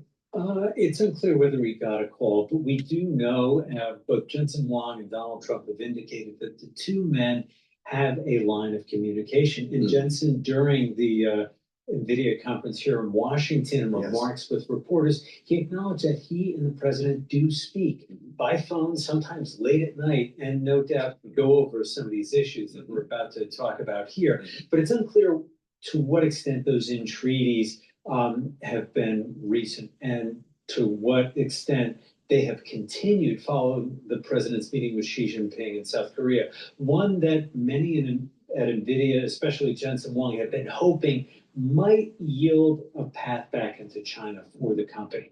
It sees China as a crucial market. It is the world's largest market for semiconductors. And for NVIDIA alone, it is a $50 billion opportunity. So they are really hoping to get that door opened at some point. We're talking about Blackwell's is kind of that's the rainbow package right now, but they were supposed to be selling H20s to China. Those aren't being sold either? Well, they're not being sold right now either. And I'm glad you brought that up because it is not as if they don't have permission to sell some AI chips. The H20 is a chip that was designed specifically to meet earlier rounds of export restrictions aimed at China. But the Trump administration in April shut that down. They said, nope, even this is too advanced for China and we're not allowed to sell that anymore. There was quite a bit of lobbying and pressure from NVIDIA and from others to try to get the door opened up. And it didn't just affect NVIDIA, it also affected NVIDIA's rival Advanced Micro Devices, which had its own AI chip, the MI308, that it was cleared previously to sell into China, and it too was shut out. Now, Trump reversed course in July and allowed those chips to be sold. In August, he came out and said, look, in exchange for a 15% cut of those sales, I'll reopen the door on the H20s. But Beijing since has said no, no thank you. What they would like to see is instead Chinese domestic manufacturers fill that gap. And they've been able to do so by taking advantage of their ability. China controls their grid nationally when it comes to electricity. They are able to supply power on an unlimited basis to data centers. And that takes away the advantage that the H20 has over its China rivals. The H20 is a very efficient chip when it comes to energy usage. And what that means is that, look, the Chinese chips, maybe they're not as energy efficient, fine, we'll just provide you with more power as needed to make up for the difference. Is that all coal-fired power in China? Coal, solar, China has gone heavily into renewables. God, we hear so much about the coal plants from President Trump. I don't know, you back off of this, the headlines have been so fast and furious, just constantly buffeted by change. Every day it's a different story. When you back away from this, Mike, and you do this for a living, 2 weeks ago was peak euphoria, right? When Jensen was in Washington, NVIDIA GTC, everybody was preaching gospel. This is not a bubble. It's real. There's no circular investing, and China's next. Now it feels bleak, and I'm looking at these charts that are starting to break down. Well, what we've seen in the past week is really a few key developments. One is the man of Big Short fame, Michael Burry, announcing that he had. Well, what does he know that no one else knows? Well, what he is looking at is what a lot of other investors are wondering about is whether there will be enough return, enough revenue generated by all of this AI investment to justify massive purchases of NVIDIA's chips and the construction of all these data centers. Will that actually translate into revenue generation across the economy, not just for the hyperscalers, but for other companies that are trying to deploy AI? Can they do so in a way that generates revenue and also manages to preserve employment too? Because we saw the Challenger jobs report yesterday indicating that AI was a factor in some job cuts at various companies. What Jensen Huang was trying to do during the during the GPU technology conference here in DC last week was try to show that, look, we are trying to get our chips into every kind of industry. Yes. We're trying to get into robotics. We're trying to get into business automation, into vehicles, you name it, healthcare. They want to be there as a way of showing that, look, AI is not just about chatbots. It is not just about agents.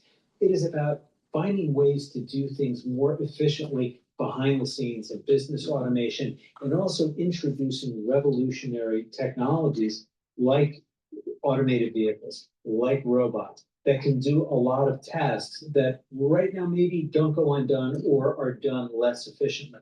And that was something that was really evident during this conference when he unveiled all these partnerships with different companies and ventures as a way of signaling that, look, we are trying to accelerate this technology and its adoption. And that is sort of his answer to the whole bubble question, Joe. You mentioned Challenger's note. That was really interesting. Sweetgreen today making a purchase that will automate all of its making salads. You can have a robot making your salad apparently the next time you go on there. So we keep hearing though from Jensen Huang that no, you're going to have a digital twin that's going to make you more productive, not replace you, but improve you. Somebody's going to be wrong here, Mike. Well, and that's right, Joe. And this is one of the key questions. Is it a question of being replaced by technology or supported by technology? We're in one of those transition moments. You know, it's not unlike the one that the newspaper industry underwent about 40 or 50 years ago. It's going to be a combination of both. In some industries or some businesses or even in some jobs, it's going to be a complete takeover. AI is going to take your job. In others, it's going to augment your job. Why can't people think like in the middle? To automate away from. You were there, Mike. I was there. I remember working in the composing room of the Washington Post with the printers who at one time had put together the pages with hot metal, with lead type. And, you know, within a decade, it was all, those jobs are gone. Those jobs are gone. Were those people made more productive or were they eliminated? Many of them retired. Yeah. Some of them, though, did adapt and adopt into new positions within the Washington Post Company and other newspapers around the world found similar transitions taking place. But we are now in one of those moments. We did hear Jamie Dimon talking about the importance of AI and how it was being adopted within JP Morgan Chase. And his view is that, look, we don't want to replace bankers. We just want to make them more efficient using artificial intelligence. So, but that will be a litmus test across the economy. How will this shake out? Company by company, how will they make those decisions in terms of deploying this technology to find new ways of enhancing that productivity, but also keeping people aboard? I could talk to you about this stuff all day long. I do want to mention to our listeners and viewers on YouTube that they have, I could have created just a really quick sentence. You have to prevent the decoupling of labor and capital. That means that you have to have human workers. Period.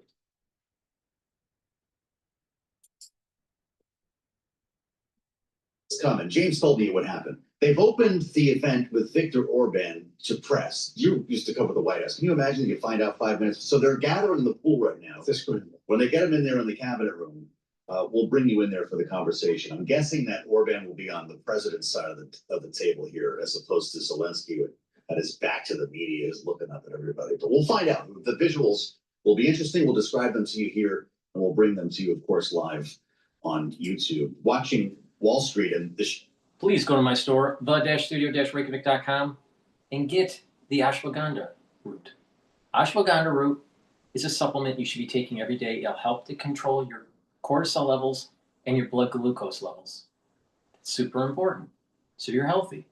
But this will bring down inflammation and help with your vascular system and your immune system. Take ashwagandha root every day as part of an anti-aging protocol, but also to boost up your immune system, especially in the fall and the winter season. Please go to my store, the-studio-reykjavik.com, and get the ashwagandha root. Now let's go to Bannon.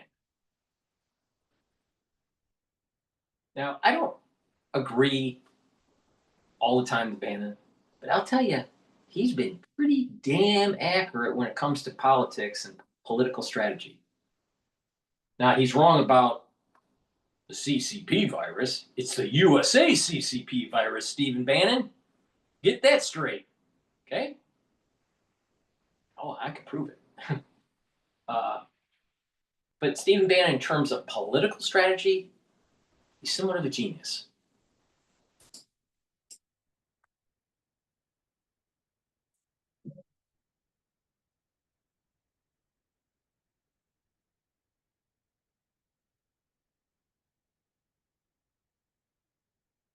A peace plan for Gaza. For the plan to advance, Hamas must disarm. Instead, Viktor Orban's going to be, and they're going to be in the cabinet room. I think they're going to have a working lunch. So Viktor Orban, a very critical meeting on Ukraine. I think when we're ready to toss to the Charlie Kirk show, things may have get it started. We will go there immediately, but I think it'd probably be during the Charlie Kirk show. Viktor Orban's going to be with the president for a couple of hours. President is scheduled to leave after that meeting sometime this afternoon.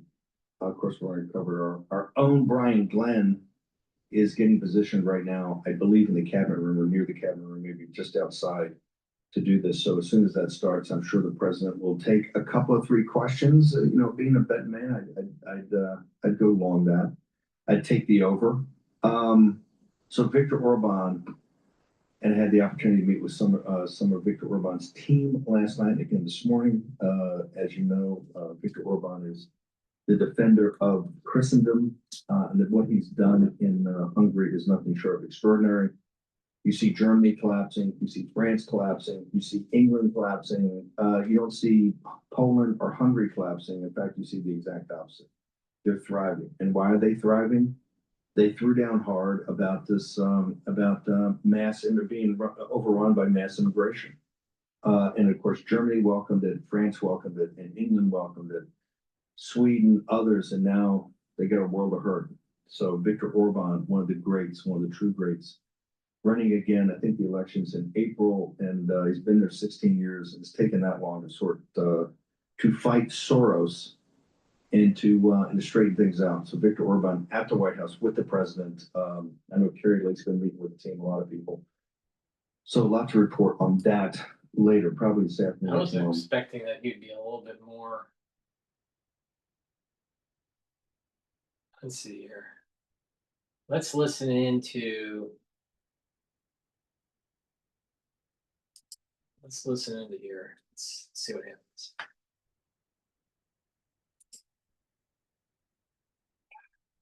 Watch how butter affects belly fat. Can you spot the difference between these two butters? One's sizzling and popping while the other isn't. So which one's help? This is the quickest way to drain swollen legs. Which one of these alcoholic beverages actually flushes out edema? All alcoholic drinks make edema. Department is working on another investigation that includes one of Donald Trump's perceived enemies. MSNBC was the first to report today that the DOJ is preparing to issue a series of subpoenas as part of an investigation led by a recently confirmed Trump pick for U.S. attorney in Florida. The investigation is at least in part looking into former CIA Director John Brennan and the probes by the CIA and FBI into Russian interference in 2016 election. John Brennan, who is an analyst here at MSNBC, denies any wrongdoing. Inquiry comes 2 years after a special counsel appointed by then Attorney General Bill Barr concluded a lengthy and exhaustive investigation that found no criminal wrongdoing by Brennan or any other major figure connected with the Russian election. We can go on and on and on. John Solomon, huge developments overnight, and they're coming in now. Here's their line of attack. This has all been looked at. This is, first off, they said, Mike Davis and John Solomon are screwballs because they're connecting Crossfire Hurricane with the Mueller investigation, with what happened in when Trump was out of office. It's so convoluted and so bizarre that you have to have a tinfoil hat to have it. And they keep hammering that, people let these guys off. There's nothing to see here. It's past time that you can even charge them. They're throwing up everything. So they're a little nervous. And then you drop these 25 or 30 subpoenas overnight. It's going to get worse today, sir. So I wanted to give you a shot to use our platform to explain exactly what in the hell is going on. Yeah, listen, I think the Justice Department, as I said a couple of weeks ago, though I also called them out for a tweet that was outdated and raised concerns about what they know and don't know. The Justice Department is creaking to life on this. They're starting to put more resources and they're starting to get their arms around what this conspiracy is. Wait, Nick Davis and John I'm Solomon. gonna pause that and go right to Trump speaking right now.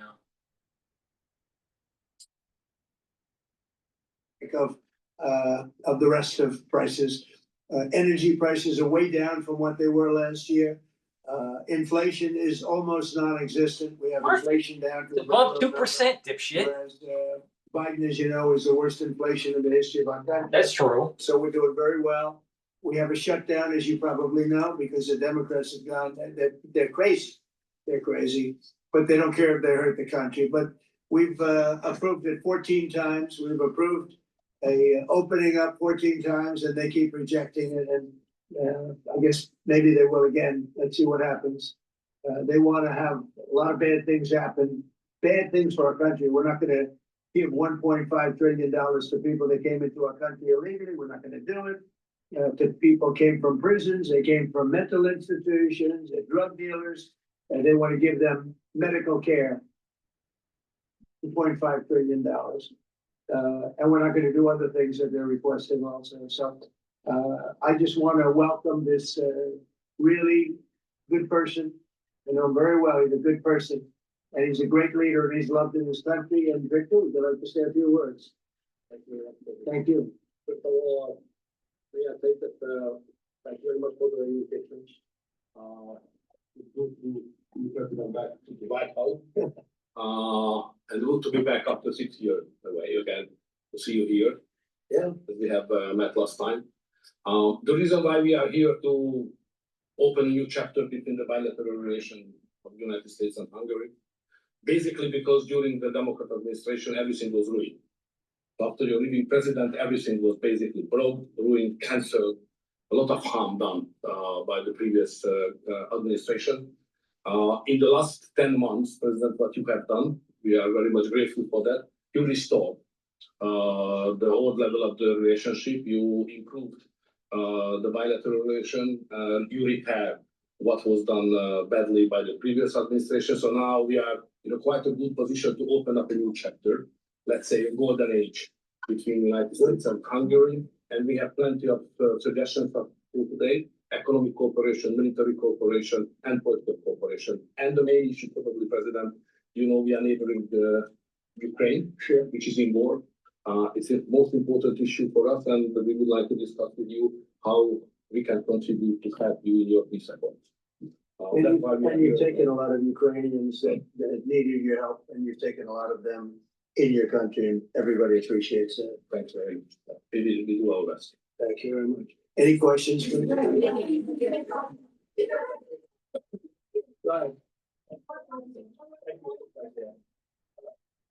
Mr. Orban has requested an exemption as it relates to oil that is coming from Russia. Is that something that you are prepared to do? And may I ask Mr. Orban a question in regards to that very issue? Sure. We're looking at it because it's very difficult for him to get the oil and gas from other areas.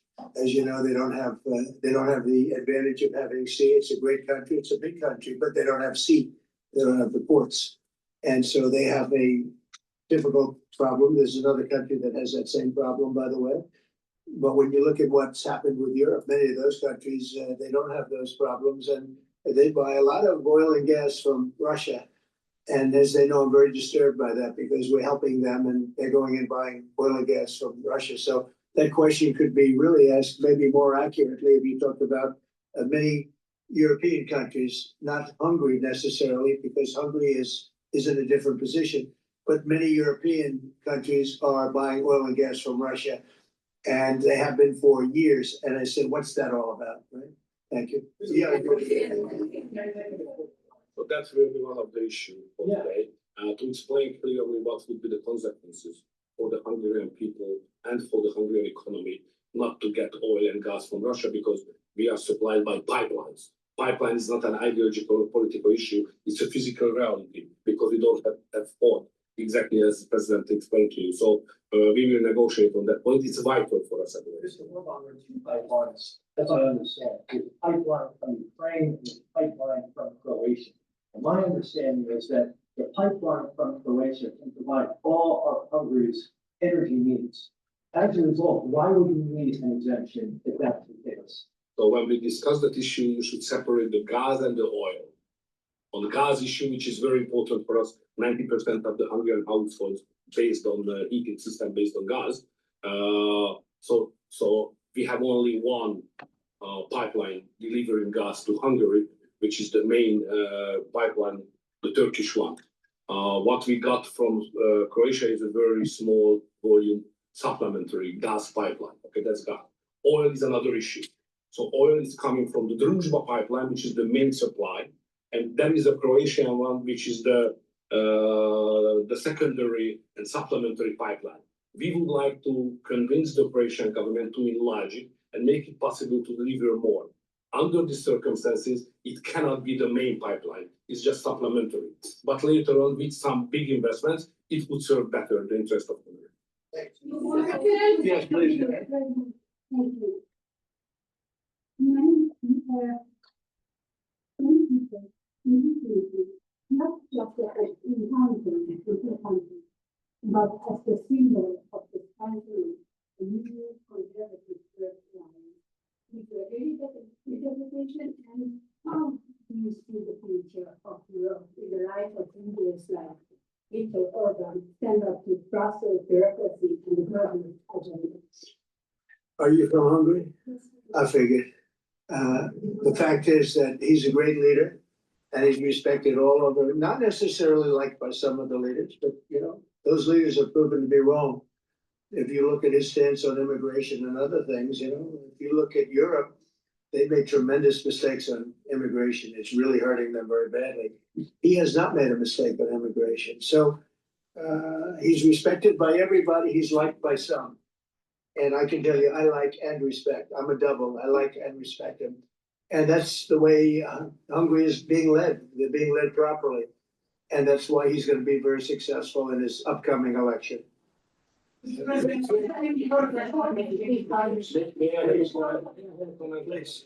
language is important because the Anglo-Saxon terminology is different from the European one. So to use categories can create some misunderstanding. So I would like to be clear as much as we can.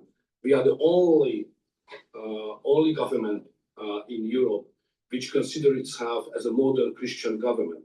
All the other governments in Europe are basically liberal leftist governments. So we try to do something from 2010, which is different from what the others are doing, even at the philosophical level and at the level of practice as well, as just the president described it, like migration. So we are kind of a special island of difference in a liberal ocean in Europe. And we consider ourselves as a modern Christian government. That's the proper category to describe what we are doing. We're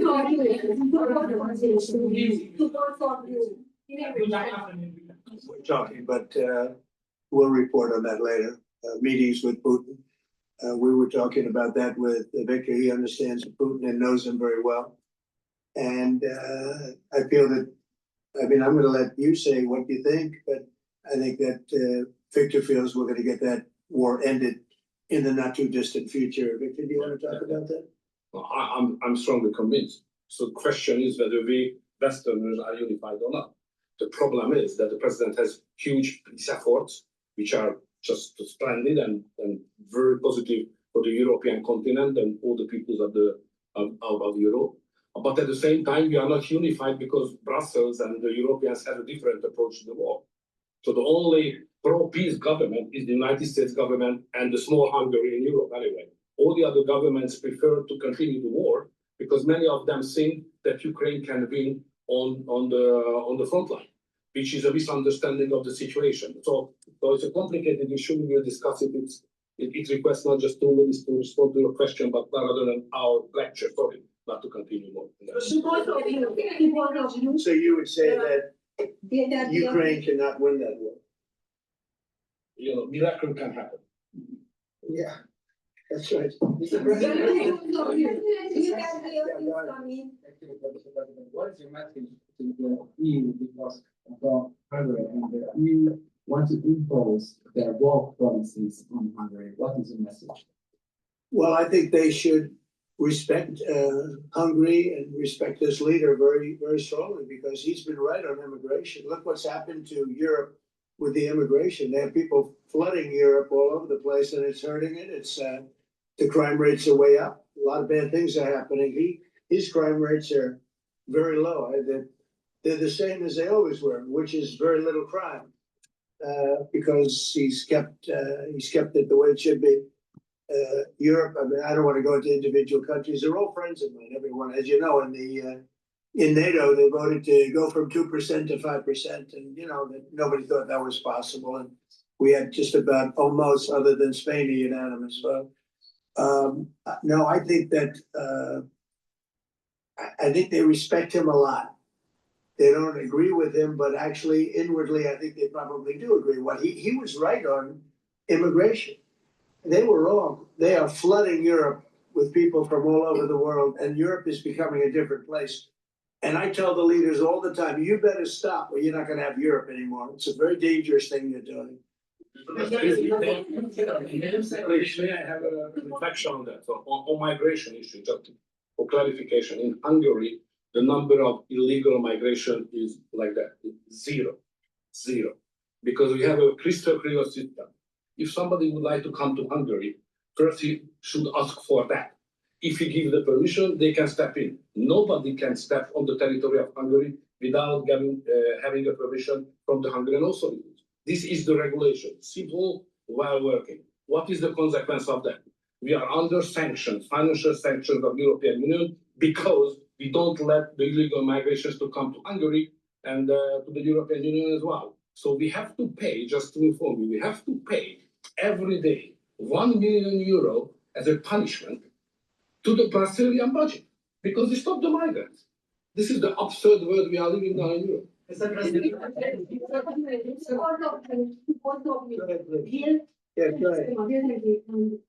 like to ask what do you think, what do you believe? After this meeting, can you have maybe, or the European Union will have another opinion about, just because of this penalty, another opinion about Hungary because of the immigration and because of this kind of politics, which is not that strictly as the European Union directs. What do you believe? Where are you from? I'm from Hungary. Okay. I do have that conversation with them, and I respect and like them. Yeah, they're all friends of mine. I think pretty much every single leader in Europe is a friend of mine. We get along really well.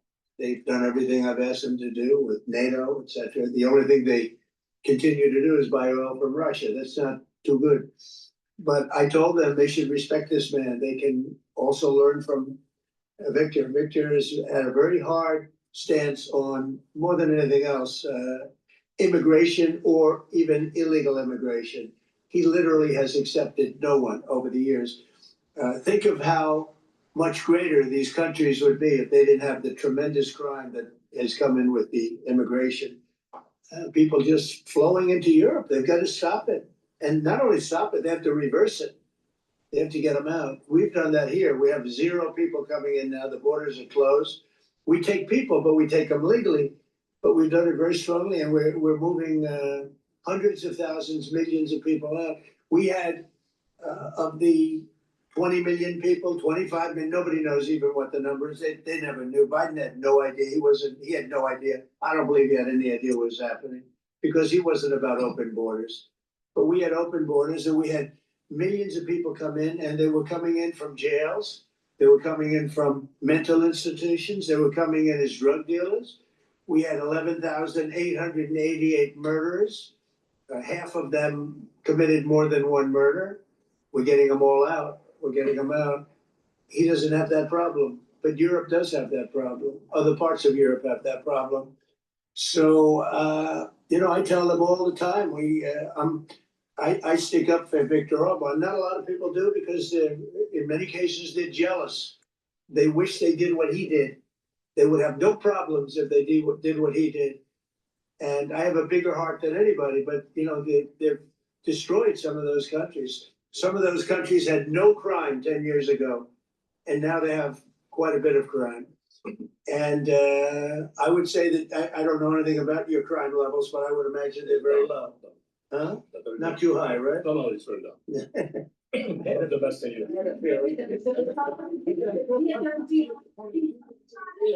Sure, please. No. Just a clarification as well. I'm not here to ask President Trump to manage my conflicts or our conflicts with the European Union. This is our matter. So we will do it. What we need is a golden age, to open a golden age of the United States-Hungary relationship. That's the biggest part we can get from the United States. And maybe Europe too. More difficult. So inside the European Union, we will manage all of our affairs. To be the most possible humble guy, yeah? But I'm the longest serving Prime Minister of Europe. I survived all the Prime Ministers who attacked us. And I'm sure we will survive next year as well. So we will manage our conflicts successfully. Question for the Prime Minister. Speaking of Europe, last month you said that you would not withdraw US troops from Europe, yet weeks later the Pentagon announced decided to withdraw significant number of troops from Romania. So have you changed your mind, or the Pentagon ignored your assurance? No, they don't ignore anything that I say. What they do is that we make changes, we move. It's the same number, total number, but we move people around. I happen to like the Romanian people. I think they're great people. And Pete, you may want to suggest something right there, please. Absolutely. No, nothing was coordinated with the White House. It's all part of the view that we have of Europe, and there will remain troops in Romania, but there's some change in how we rotate and how many we rotate. And the relationship with Romania is very good, right? Very good, and we've coordinated all this with the Secretary General Ruta, with throughout UCOM, throughout our allies. Everyone was notified in advance. The relationship with Romania is very good. The relationship with Europe is very good. I disagree with what Europe is doing, having to do with immigration, but I agree with them on many other subjects. We just signed the biggest trade deal ever made with Europe, $950 billion. We were able to do it because of tariffs. It was a deal that was good, very good, but we had a very unfair deal. We were treated very badly before I came into office, but we just signed. It's the single biggest trade deal ever signed. So we have a very good relationship with Europe. Yeah. What is the main dispute with the Russians which prevent the Budapest summit with Putin from? The basic dispute is they just don't want to stop yet. And I think they will. I think it's taken a big toll on Russia, a big toll on both countries, obviously, but it's taken a big toll. They're losing 7,000 soldiers a week. That's a big toll. And between the two of them, divided, you know, with Russia losing more soldiers actually, but they're both losing a lot of people. And that's the primary thing that with me, it's not economic, it's not money. In fact, we don't spend any money. We send it to NATO. They pay us for our missiles and for our military and everything else. We don't. It's not a question of money. It was with Biden. He spent $350 billion. He got nothing for it. The war would have never happened. If I were president, the war would have never happened. I think you would agree with that. This war would never have happened if I were president. It's stupid that it happened, but it did happen. I inherited the war, and I think we're going to get it ended. Not too distant future. Well, no question that if that time the name of the United States president would have been Donald Trump, there would be no war between Ukraine and Russia. That's clear. But what we are speaking about here is more than that, because without the pressure coming from the United States government, I'm speaking 2022, the Europeans would not take that hard line what they have today in the war. Remember that big countries of Europe rejected to be involved more than just sending some, humanitarian issues. So the pressure coming from the United States to be more pro-war in Europe. So that's the fact of the history anyway. So we have to restore something which was ruined and created from here. And that's the reason why I understand absolutely the devotion of the president now to do everything to stop the war, because that would be not that deep without the previous government pressure from here. So the reason why I'm here to be as much as helpful I can to contribute to the peace efforts of the president, because that was an enormous mistake what we have done. I mean, the Western world several years ago, and we have to stop it, and it's coming. Biden actually pushed for that war to happen. Okay, if you can believe it. Nobody can believe it, but it's one of those things. And now look what happened. Look what's happened to Ukraine. It's a much smaller country. A lot of people are dead. You take a look at it's a whole different world over there. And Russia has not been helped very much by that war either. They lost a tremendous number of soldiers and people. And, look, that war should have been a 1-week war. I don't know why it's taken. This is 4 years. Should have been 1 week. Should have been over with, but it would have never started. Should have never started. And I would have solved the problem without giving up anything. Ukraine would have remained as is. So there were tremendous mistakes long before I got there. I inherited that mess, so we're getting it solved, along with the 8 wars that we've already ended.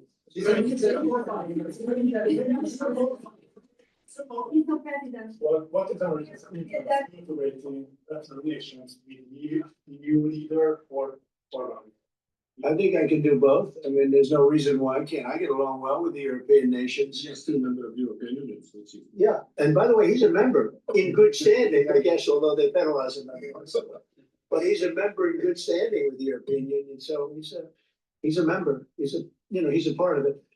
But I get along great with him, and I get along very well with them. I agree with him on immigration much more than I agree with them, but I agree with a lot of the things in Europe he also agrees with. But he had a difference, I would say, primarily on immigration more than anything else. And I happen to think he was right, because their whole fabric has changed. I mean, you go to some of the countries, they're unrecognizable now because of what they've done. And Hungary is very recognizable. Yes, ma'am. Yes, Mr. President. Will there be a peace summit in Budapest still this year? What do you think? You mean a meeting with President Putin? Yes. You mean in Hungary? Well, I'd like to keep it in Hungary, Budapest. That meeting, it turned out I didn't want to do that meeting because I didn't think anything was going to be happening of significance. But if we have it, I'd like to do it in Budapest. Yeah, be good. Mr. President, you said many times to support Viktor Orban. Why is it important to win the next election, for example, for the United States, Hungary, and also Europe? Why is it important? Well, I don't know his opponent. I don't know if he has an opponent yet. At some point he will, I guess. We always have opponents. Right? Not much of an opponent. But I'll be supportive of him. He's done a fantastic job. We've had a great relationship. The United States, look, we had a country that had no leader. It had an auto pen, illegal auto pen, totally illegal. And that's coming out stronger and stronger, but we had no leader in the United States.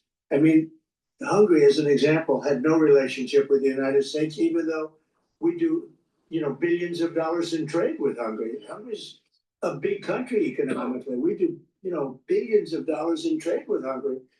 Why would they give that up? And they gave up so much else. Look, they gave up everything. This country was poorly run. I think if I didn't win the election, we might not have a country, if you want to know the truth, not a recognizable country. But our relationship was immediately good as soon as I won the election, because Victor's one of the people that's highly respected, and we had a great relationship with Hungary. We do again. That was an easy one, yeah. Prime Minister Orban agree on ways to put pressure on President Putin to come to the negotiating table to end the war in Ukraine? I think we agree that the war is going to end. Sometimes people have to fight it out a little bit longer, but I think we agree that the war is going to end in the not too distant future. You want to talk about that later? I have some ideas, and I will present it to the president. Mr. Prime Minister, product, the Walmart Thanksgiving meal, and it's cheaper, but it also contains less. well, I haven't heard that. You're telling me who you with? Fake news. NBC. You fake news. What a NBC's gone down the tubes along with most of the rest of them. Between the economy that you're describing day to day and the way many Americans say feel within the spirit. Well, they feel better about our country right now, other than the shutdown, obviously, which is caused by the Democrats, could be ended by the Democrats in 2 minutes. They feel much better. We have more jobs. We just set a record on jobs. You do know that we have more investment in our country than any country in history. We're over $18 trillion as of this moment, and we're going to be maybe at 20 or 21 trillion by the time I finish up my first year. And there's been no country, China, no country in the world that's done anywhere even close to that number. Your friend Biden, as an example, in 4 years was less than $1 trillion. We'll be at 21 trillion in 1 year.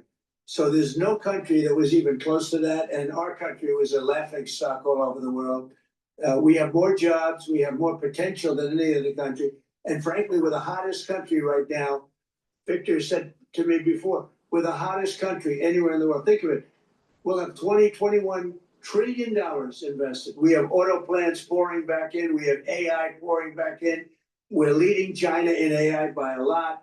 We're leading everybody in every category. There's no category that we're in second place. So I just heard this yesterday that Walmart said that the Thanksgiving was 25%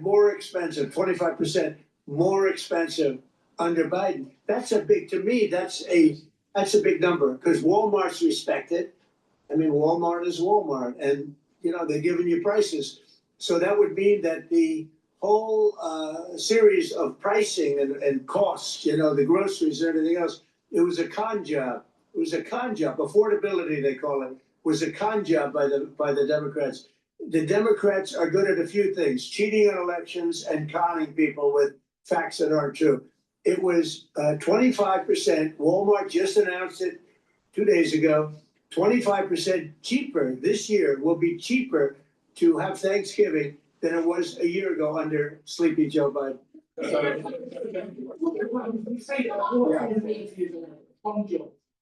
Say it. You said affordability is a con job. You didn't want to say last month. You didn't want to talk about affordability. I talked about it. When did I not want to talk about it? I talk about it all the time. We are much better than Biden and all of them. Now, just so you understand, you remember that the Biden administration had the highest inflation in 48 years, but most people say ever recorded. Do you remember that? Right? Do you remember?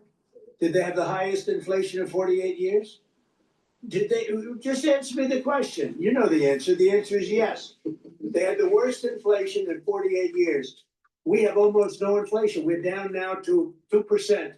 and we'll be at maybe 1%. You want to always stay above 1%, actually. You want a little tiny bit of inflation. We're at a perfect number. They were at the highest level in recorded history, okay? And when you talk about affordability, that one fact now, let's talk about the second biggest subject after inflation, energy. We're gonna be at $2 gasoline. We're gonna be approximately $2 very soon. We're a little bit above $2 right now for gasoline. Now, under Biden, it was 4.5. It even hit 5, but it was $4, $3.50. We're gonna be at $2 a gallon. So gasoline's much less.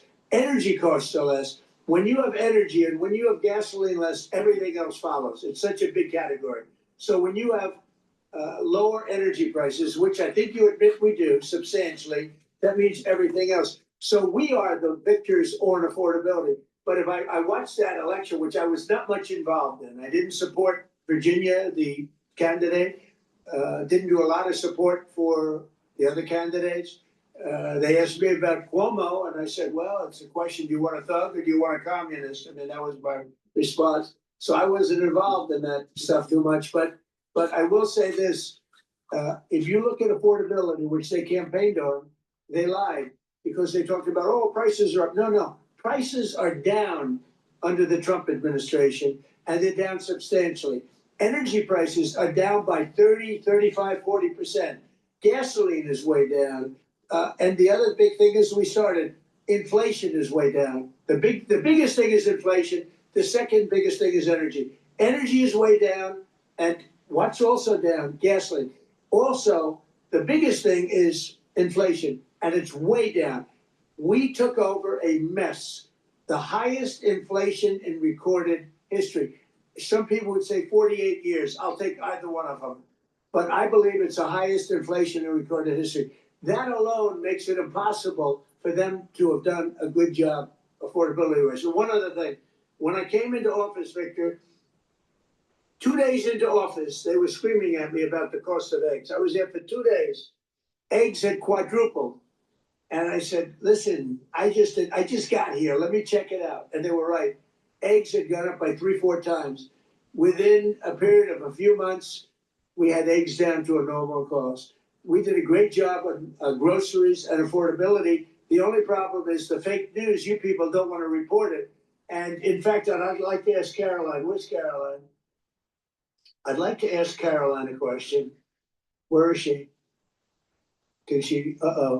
She deserted us. She deserted me. Our great Caroline superstar deserted me. Anyway, she's right outside. She was going to talk about, because the fake news yesterday, they talked about that. They said, oh, I don't want to talk about affordability. The reason I don't want to talk about affordability is because everybody knows that it's far less expensive under Trump than it was under Sleepy Joe Biden. And the prices are way down. Caroline, could you discuss that question that was asked and how it was asked in such a fake, disgusting manner by the fake news? Very unfortunate that we're going this road, refuse to address what you just said, which is that you inherited the worst inflation crisis in modern American history, and you are fixing it in 10 short months. And your entire administration has been tasked with this effort, from Treasury Department to the Agriculture Department to the National Economic Council right here at the White House. They are slashing regulation. He signed the largest middle class tax cut in 6 months. In 6 months, in record time, putting more money back into the American people's pockets. So affordability is what the American people elected this president to do, and he is doing it, and you guys refuse to cover it, and you refuse to cover that the previous administration created the worst unaffordability crisis in American history. And I've been watching the TV all day saying that he doesn't want to talk about affordability. That's what he's working on every day, and that's what I'm talking about right now. But you know why they refuse to cover it? Because they're fake news, that's what. I got to someone. Sure. Caroline, the Prime Minister would like you to work for him in Hungary. You know what? It's a very good decision you just made. Please don't leave us, Caroline. Yeah, please. That's too bad. They're making a big mistake. That's right. No, but they're coming my way. You're right. Wait a minute. the way to do it for the Republicans is to terminate the filibuster. They call it the nuclear option. This is the second form of nuclear. Very good, very good. This is a good form. This is not a bad form. I would have been in favor of that a long time ago, but you know the Democrats are going to do that. And most of you will admit the Democrats are going to do that. So why aren't we doing it? And I think only a foolish person would be against that, especially when you realize that these are crazed people. These people are absolutely crazed, Trump derangement syndrome, whatever it may be. And I am totally in favor of terminating the filibuster. And we would be back to work within 10 minutes after that vote took place. And lots of other good things would happen. And it doesn't make any sense that a Republican would not want to do that. There's nothing to do that. It seems like you'd have to make a deal with Democrats to end the shutdown. Here's some of the things that we passed if we terminated the filibuster. Voter ID, no mail-in voting, no cash bail, no men and women's sports, no welfare for illegals. You could go on and on. This is 2 pages of things we'd do if you did that. Without it, I don't know that you pass it. If they ever took over power, they'll do it. Look, Joe Manchin and Sinema are 2 people that are no longer in politics because of this issue. They were opposed to what the Democrats wanted to do. They wanted to terminate the filibuster. They were opposed to it. They're no longer in politics. They're gone. The Democrats will do this. So if the Democrats are going to do it, I'm saying Republicans should do it before they get a chance. It's very simple. And if we do it, we will never lose the midterms and we will never lose the general election because we will have produced so many different things for our people, for the country, that it would be impossible to lose an election. No, I love AI. I think it's going to be very helpful. So many things are happening with it. And in addition to which, we're leading China, we're leading the world in AI. We're building massive electric plants that the companies themselves are building for their plant. I've given them the right because we need so much electricity for that. And just the word is electricity, believe it or not. Double the electricity that we currently have in the country for just the AI plants. And I've allowed those companies to rebuild and build electric plants along with their facility. We're getting approvals done in less than a month, sometimes in 2 weeks for massive, beautiful, massive buildings. And no, I'm totally in favor of it. I think it's really going to be the wave of the future. And we're leading the world. We're leading everybody by a lot. I don't know. It's up to the Democrats. We voted, the Republicans have voted 14 times to open up the country, and the Democrats have voted 14 times to hurt the country, really. They should approve it, but they might not. That's why I like the fact that we terminate the filibuster. If we terminate the filibuster, the country will be open within 10 minutes after that termination because we'll take a second vote, which is the opening of the country, and the Republicans will vote to open the country. That's one of the reasons, not the major reason, by the way. I think it's less important than the other things that we get. But if we terminate the filibuster, the second vote that we will take will be to open up the country. It'll take 10 minutes and the country will be open. Bipartisanship, because it seems like that's the main purpose of the filibuster, is to create some sort of compromise. Well, it didn't work, obviously. So You're right. That was the purpose of the filibuster, bipartisanship, but that didn't work. So are you saying the next 3 years in Washington there shouldn't be? Well, no. If the filibuster is terminated, we will have the most productive 3 years in the history of our country. If the filibuster is not terminated, then we will be in a slog with the Democrats, and very little for either party will be done. So it's a good. Thank you very much. Please go to my store, the-studio-reykjavik.com, and get the turmeric. Turmeric will bring down inflammation and soak up free radicals. This is great to boost up your immune system. And by bringing down inflammation at the vascular system, you're reducing plaque formation. And by bringing down inflammation at the cerebral level, you're improving the health of your neurons. Lignans will help your immune system, your endocrine system, bring down inflammation, and also soak up free radicals. They'll help to boost up that immune system, help with your cardiovascular system and brain function. Take it every day. Super important. Use discount 5. including geopolitics. He's there to talk about the war in Ukraine and, of course, energy trade with Viktor Orban, which we're going to be discussing in just a moment with former ambassador to Ukraine, William Taylor. Thanks for joining us. If you're just getting into the cycle here on Balance of Power, I'm Joe Matthew in Washington, alongside Tyler Kendall, as we bring you politics from the nation's capital and connect the dots with what's happening today on Wall Street. Tyler, pretty remarkable visit there. The old saying about politics stopping at the water's edge might need to be updated. To hear the Prime Minister of Hungary sit in the cabinet room at the White House and denigrate the former president, the former administration, was pretty remarkable. Right, and we know that these two leaders have a very warm relationship. Right. Don't even think we have to say relatively warm. We know that they have been two allies, that the Hungarian prime minister did support President Trump when he was then candidate Trump, and it didn't seem like his re-election was going to happen. So these two have history here. And of course, the pivotal part of this meeting is that Hungary is trying to use that relationship and get an exemption when it comes to these Russian sanctions and to these U.S. sanctions on Russian oil. Hungary, of course, a major importer. About 90% of their crude imports come from Moscow. I mentioned William Taylor, just the voice that we want for a day like this. Former U.S. ambassador to Ukraine, with us live on Bloomberg TV and radio. Mr. Ambassador, thank you for joining us. Some of the language that we heard in the room today was striking. The president saying, I stick up for Viktor Orban. Not a lot of people do, because in many ways they are jealous. Viktor Orban speaking to the previous administration, saying after you're leaving president, everything was basically broke, ruined, and canceled. How important is this relationship for the United States' reputation abroad? Well, it's the right question, Joe. Viktor Orban is the outlier in Europe.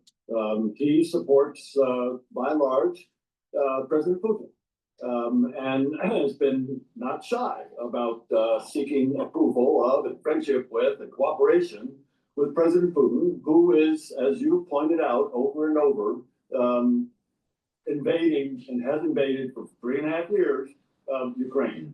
So President Trump does have some leverage there with Prime Minister Orban to make it clear that Orban should not be buying that Russian oil. And so we will see the answer to your question after they've had this meeting as to whether or not Orban can get exemptions from the sanctions that President Trump has put on Russian oil. Well, let's talk a little bit more about that, because we have reporting that Hungary's prime minister is going to float some energy deals to the president when it comes to importing more U.S. LNG, when it comes to putting up nuclear reactors. What does the diplomatic effort look like to wean Hungary off of Russian energy imports? What has to be done for a solution down the road to take place so that they're no longer bringing in those barrels from Moscow? Well, Tyler, we know that that's possible. The rest of Europe has done that at great expense. I mean, this is not easy to go down from relying on Russian oil to almost wean, as you say, from Russian oil. So it can be done. The Hungarians do get a lot of oil from pipelines from Russia, but there's another pipeline that doesn't come from Russia that they can use. So it is possible. It is possible. And it'll take a decision by the Hungarians to cut themselves off from that oil, and President Trump has the leverage to get them to do that. Mr. Ambassador, what was France thinking? What was Germany thinking? What was the UK thinking watching this conversation? They were all a little embarrassed, I imagine, that one of theirs, that is one of the EU members, indeed a NATO member, is apparently sticking up for the aggression that the Russians have inflicted on Ukraine. So the rest of Europe is almost unanimous in its determination to wean itself from Russian energy, and has done that amazingly successful. Orban is one of two exceptions to that. And so these other nations are hoping that President Trump will use the leverage that he has over Prime Minister Orban to force him to make the hard decision. And then, yes, these other energy deals between Hungary and the United States can take place. But they should take place after Hungary weans itself from Russian oil. We have data that shows that the average of Russia's crude exports for the 4 weeks ending on November 2nd, so essentially the last month or so, slumped by the most since January of 2024. So it would appear that these sanctions are causing a squeeze when it comes to Russian energy exports. But how should we really be quantifying progress when it comes to a potential solution to end the ongoing war? Are statistics like that enough when you hear President Trump saying it seems like there could be an end in the quote not so distant future, but we really haven't gotten any indications that there's been progress on the negotiations front? And there probably won't be, Tyler, on negotiations front. What there could be, though, is what you've indicated, that is the pressure on Putin, the reduction of the revenues that he gets from selling oil and gas, some to Hungary, but more to India and China. When that pressure results in an understanding by Putin that he's going to lose this war. But you're also right, it's not just the economic pressure. It's going to, in addition to that economic pressure, which is important, and as you say, it's already having an effect, reducing those revenues. But in addition to that, Putin has to understand that the Americans and the Europeans are going to continue to provide the Ukrainians with the weapons and the finance to allow them to keep going longer than he can, longer than Putin can. Putin is going to realize, once that happens, that the Americans and Europeans are going to provide Ukraine with the weapons and the finance to enable them to outlast him. At that point, Putin stops the war. We asked the Ukrainian ambassador to the US specifically about Tomahawk cruise missiles when she joined us last evening. Ambassador Ola Stefanishnia told us, knowing that the DoD had approved this and the president is considering the deployment of Tomahawk cruise missiles, that they were actually in talks. There might be some progress here. Here's what she told us. The discussion is still ongoing, but we have a lot of delegations working here, deploying Ukraine to scale up the available financial resources to procure more military capabilities from US. And it's not only Tomahawks, different types of other long-range and short-range missiles. This dialogue is ongoing, and I can only say that it's rather positive. Positive negotiations ongoing. That made news, and it was picked up by a lot of news organizations, Ambassador, because the White House had told us that there were no talks underway. Do you think Ukraine will get Tomahawk missiles? I think they will. I think sooner or later will, as you just indicated. The Pentagon says we got plenty. We got plenty of Tomahawks. We've been making Tomahawks since the late 70s and deployed them since the 80s. And so there are thousands around. And so that can be, and that's what the Pentagon said. The Pentagon said, you don't have to worry about stockpiles, because other people were saying we don't have enough. We have plenty. And this would be a big boom. This would help Ukraine do what President Trump has said he wants to do, which is to stop the war. This is an indication that the Ukrainians would be able to strike deep into Russia to stop the war. So yes, I think this is eventually coming. All right, William Taylor, former U.S. ambassador to Ukraine, we thank you so much for joining us here on Bloomberg Television and Radio today. And to extend the conversation, we want to bring in our political panel, Rick Davis, partner at Stone Court Capital and a Bloomberg Politics contributor, alongside another Bloomberg Politics contributor, Gigi Shanzano, democracy visiting fellow at Harvard Kennedy School's Ash Center, here with us today. Rick, I want to start with you and just get your overview of how we just saw this meeting play out in the cabinet room at the White House, and your thoughts on President Trump and his relatively warm relationship with the Hungarian Prime Minister, Viktor Orban. Yeah, Tyler, as has been already discussed, they have a long-term relationship that goes back for quite some time, and not just on a state-to-state basis, very politically simpatico. Viktor Orban has participated in a lot of events hosted by conservative groups in the United States, both here and in his own country. So there is a warm relationship that exists there. Highly criticized by the Democrats, Viktor Orban being seen as much more authoritarian than others in Europe. And of course, we know that Donald Trump doesn't hold that against other world leaders in his dealings. So, yeah, this is a bit of a rally of like-minded individuals. But I must say, I was impressed by the fact that Donald Trump really didn't take the bait on a number of issues related to the Ukraine. Sure, he did his usual song and dance about how the war would have never happened and Biden screwed it up, and echoed by Viktor Orban in an incredible exchange where it defied all sensibilities for a foreign head of state to criticize a former president. I mean, pretty outrageous in the cabinet room of the White House.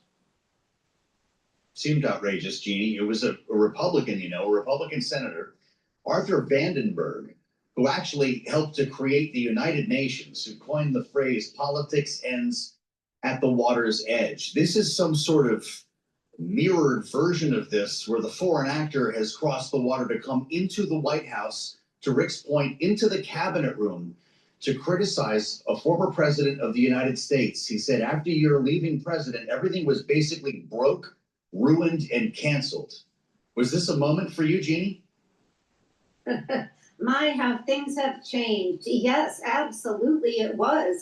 It's enough to hear Donald Trump almost daily wanting to talk about Joe Biden and blame his own woes on Joe Biden, but then to have the leader of a foreign nation come over. But of course, Viktor Orban is no regular leader of a foreign nation. He is somebody who was here to visit Mar-a-Lago during the campaign. He was somebody who spoke to CPAC.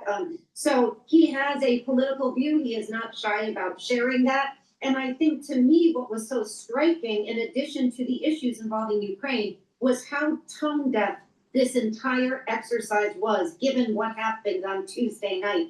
For the president to describe affordability, which both polls before the election, the voters Tuesday night, and the exit polls say is the major issue on voters' mind, as a con job. And for him to try to sort of gaslight Americans and to say, well, you're all wrong, things are really good, you just don't know it, right?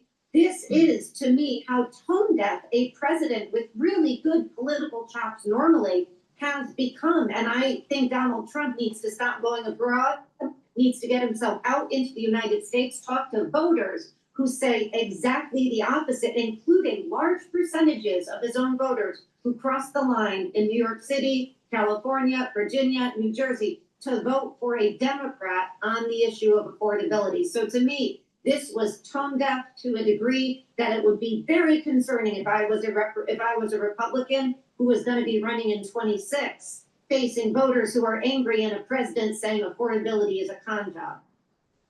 Well, Jeannie, I'm glad that you brought up affordability, because we want to hit on that as well, since it did really prevail in that conversation that we just saw play out in the cabinet room. Of course, a big part of this is how Americans are feeling about the economy and the government. We did just get a redhead on the terminal that the U.S. Transportation Secretary Sean Duffy says that U.S. flight cuts could reach 20% if the situation worsens, and we haven't seen any indication, Joe, at this point, that we're getting closer to resolving this ongoing government shutdown. Rick, I want to pose this to you. I know that you watch U.S. consumer sentiment really closely. We got the preliminary readings for November today from the University of Michigan, showing that consumer sentiment hitting near record low today amid the government shutdown, amid uncertainty around tariffs. How are you reading how Americans are currently reading this economy, as we see really no end in sight at this point for the government to reopen?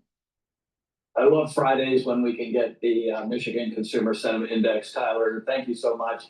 It's the second best poll that is taken in politics. The first best was Tuesday, when voters actually voted, and it mirrors very significantly what we see today in the preliminary estimates for November, and that is a significant decrease, 6.2% on the Consumer Sentiment Index, 30% down from a year ago. Think about it. Donald Trump was elected 1 year ago this week, and the Consumer Sentiment Index has dropped 30% during that period of time. Now, nobody should then be surprised to see the kind of election outcomes that occurred on Tuesday, and it's all the way across the board. I mean, they're significantly down from a year ago on the future sentiment of people. How's it going to be a year from now? Their current situation down 11% in this one survey. This is one of the lowest levels the Michigan consumer sentiment has hit, compared to even Joe Biden at the height of inflation. This is where people are. So when Donald Trump starts talking about inflation and how horrible it was, he ought to think about like how people are feeling today because they're in the same position. We should note that the comments on gas prices didn't completely add up either. We actually took a look around here, and when it comes to gas prices, AAA still has the average above $3 a gallon, and it's only about 10 cents different than it was 1 year ago. So as much as we would all love to be paying $2 a gallon, that didn't seem to actually jive with what we're seeing from AAA and from Gas Buddy. Great panel as always, Rick Davis and Jeannie Shanzano. Thank you so much for weighing in, and I hope you both have a great weekend here. I also hope you're not flying. We're going to talk about that coming up with Chris Sununu. How about that, Tyler? It could be 20%. Sean Duffy saying as much to Fox News this afternoon when it comes to capacity cuts. They start today at 4%, and people are already feeling the pain. Chris Sununu will join us next, speaking for the air. Please go to my store, the-studio-reykjavik.com, and get the C60 in a 2 ounce, a 4 ounce, or an 8 ounce configuration. Take a teaspoon a day. It will soak up free radicals, help the cells perform better, help your mitochondria perform better. You'll have more ATP, more energy. By soaking up free radicals at the vascular level, you're reducing plaque formation, and soaking up free radicals at the neuron level, you're improving the health of your neuron and building positive neuroplasticity. Take a teaspoon a day every day. This will also help your basal layer for your skin. Within 1 year, you will look younger. Within 2 months of taking this every day, you're going to notice that your immune system, your endocrine system, and your other bodily functions are performing better. Please go to my store, get it in a 2 ounce, a 4 ounce, or an 8 ounce configuration. Get the C60 in avocado, MCT coconut oil, or extra virgin olive oil. It's very important to take it every day. Please go to my store, use discount 5, get $5 off any order. Thank you for listening, and have a nice day.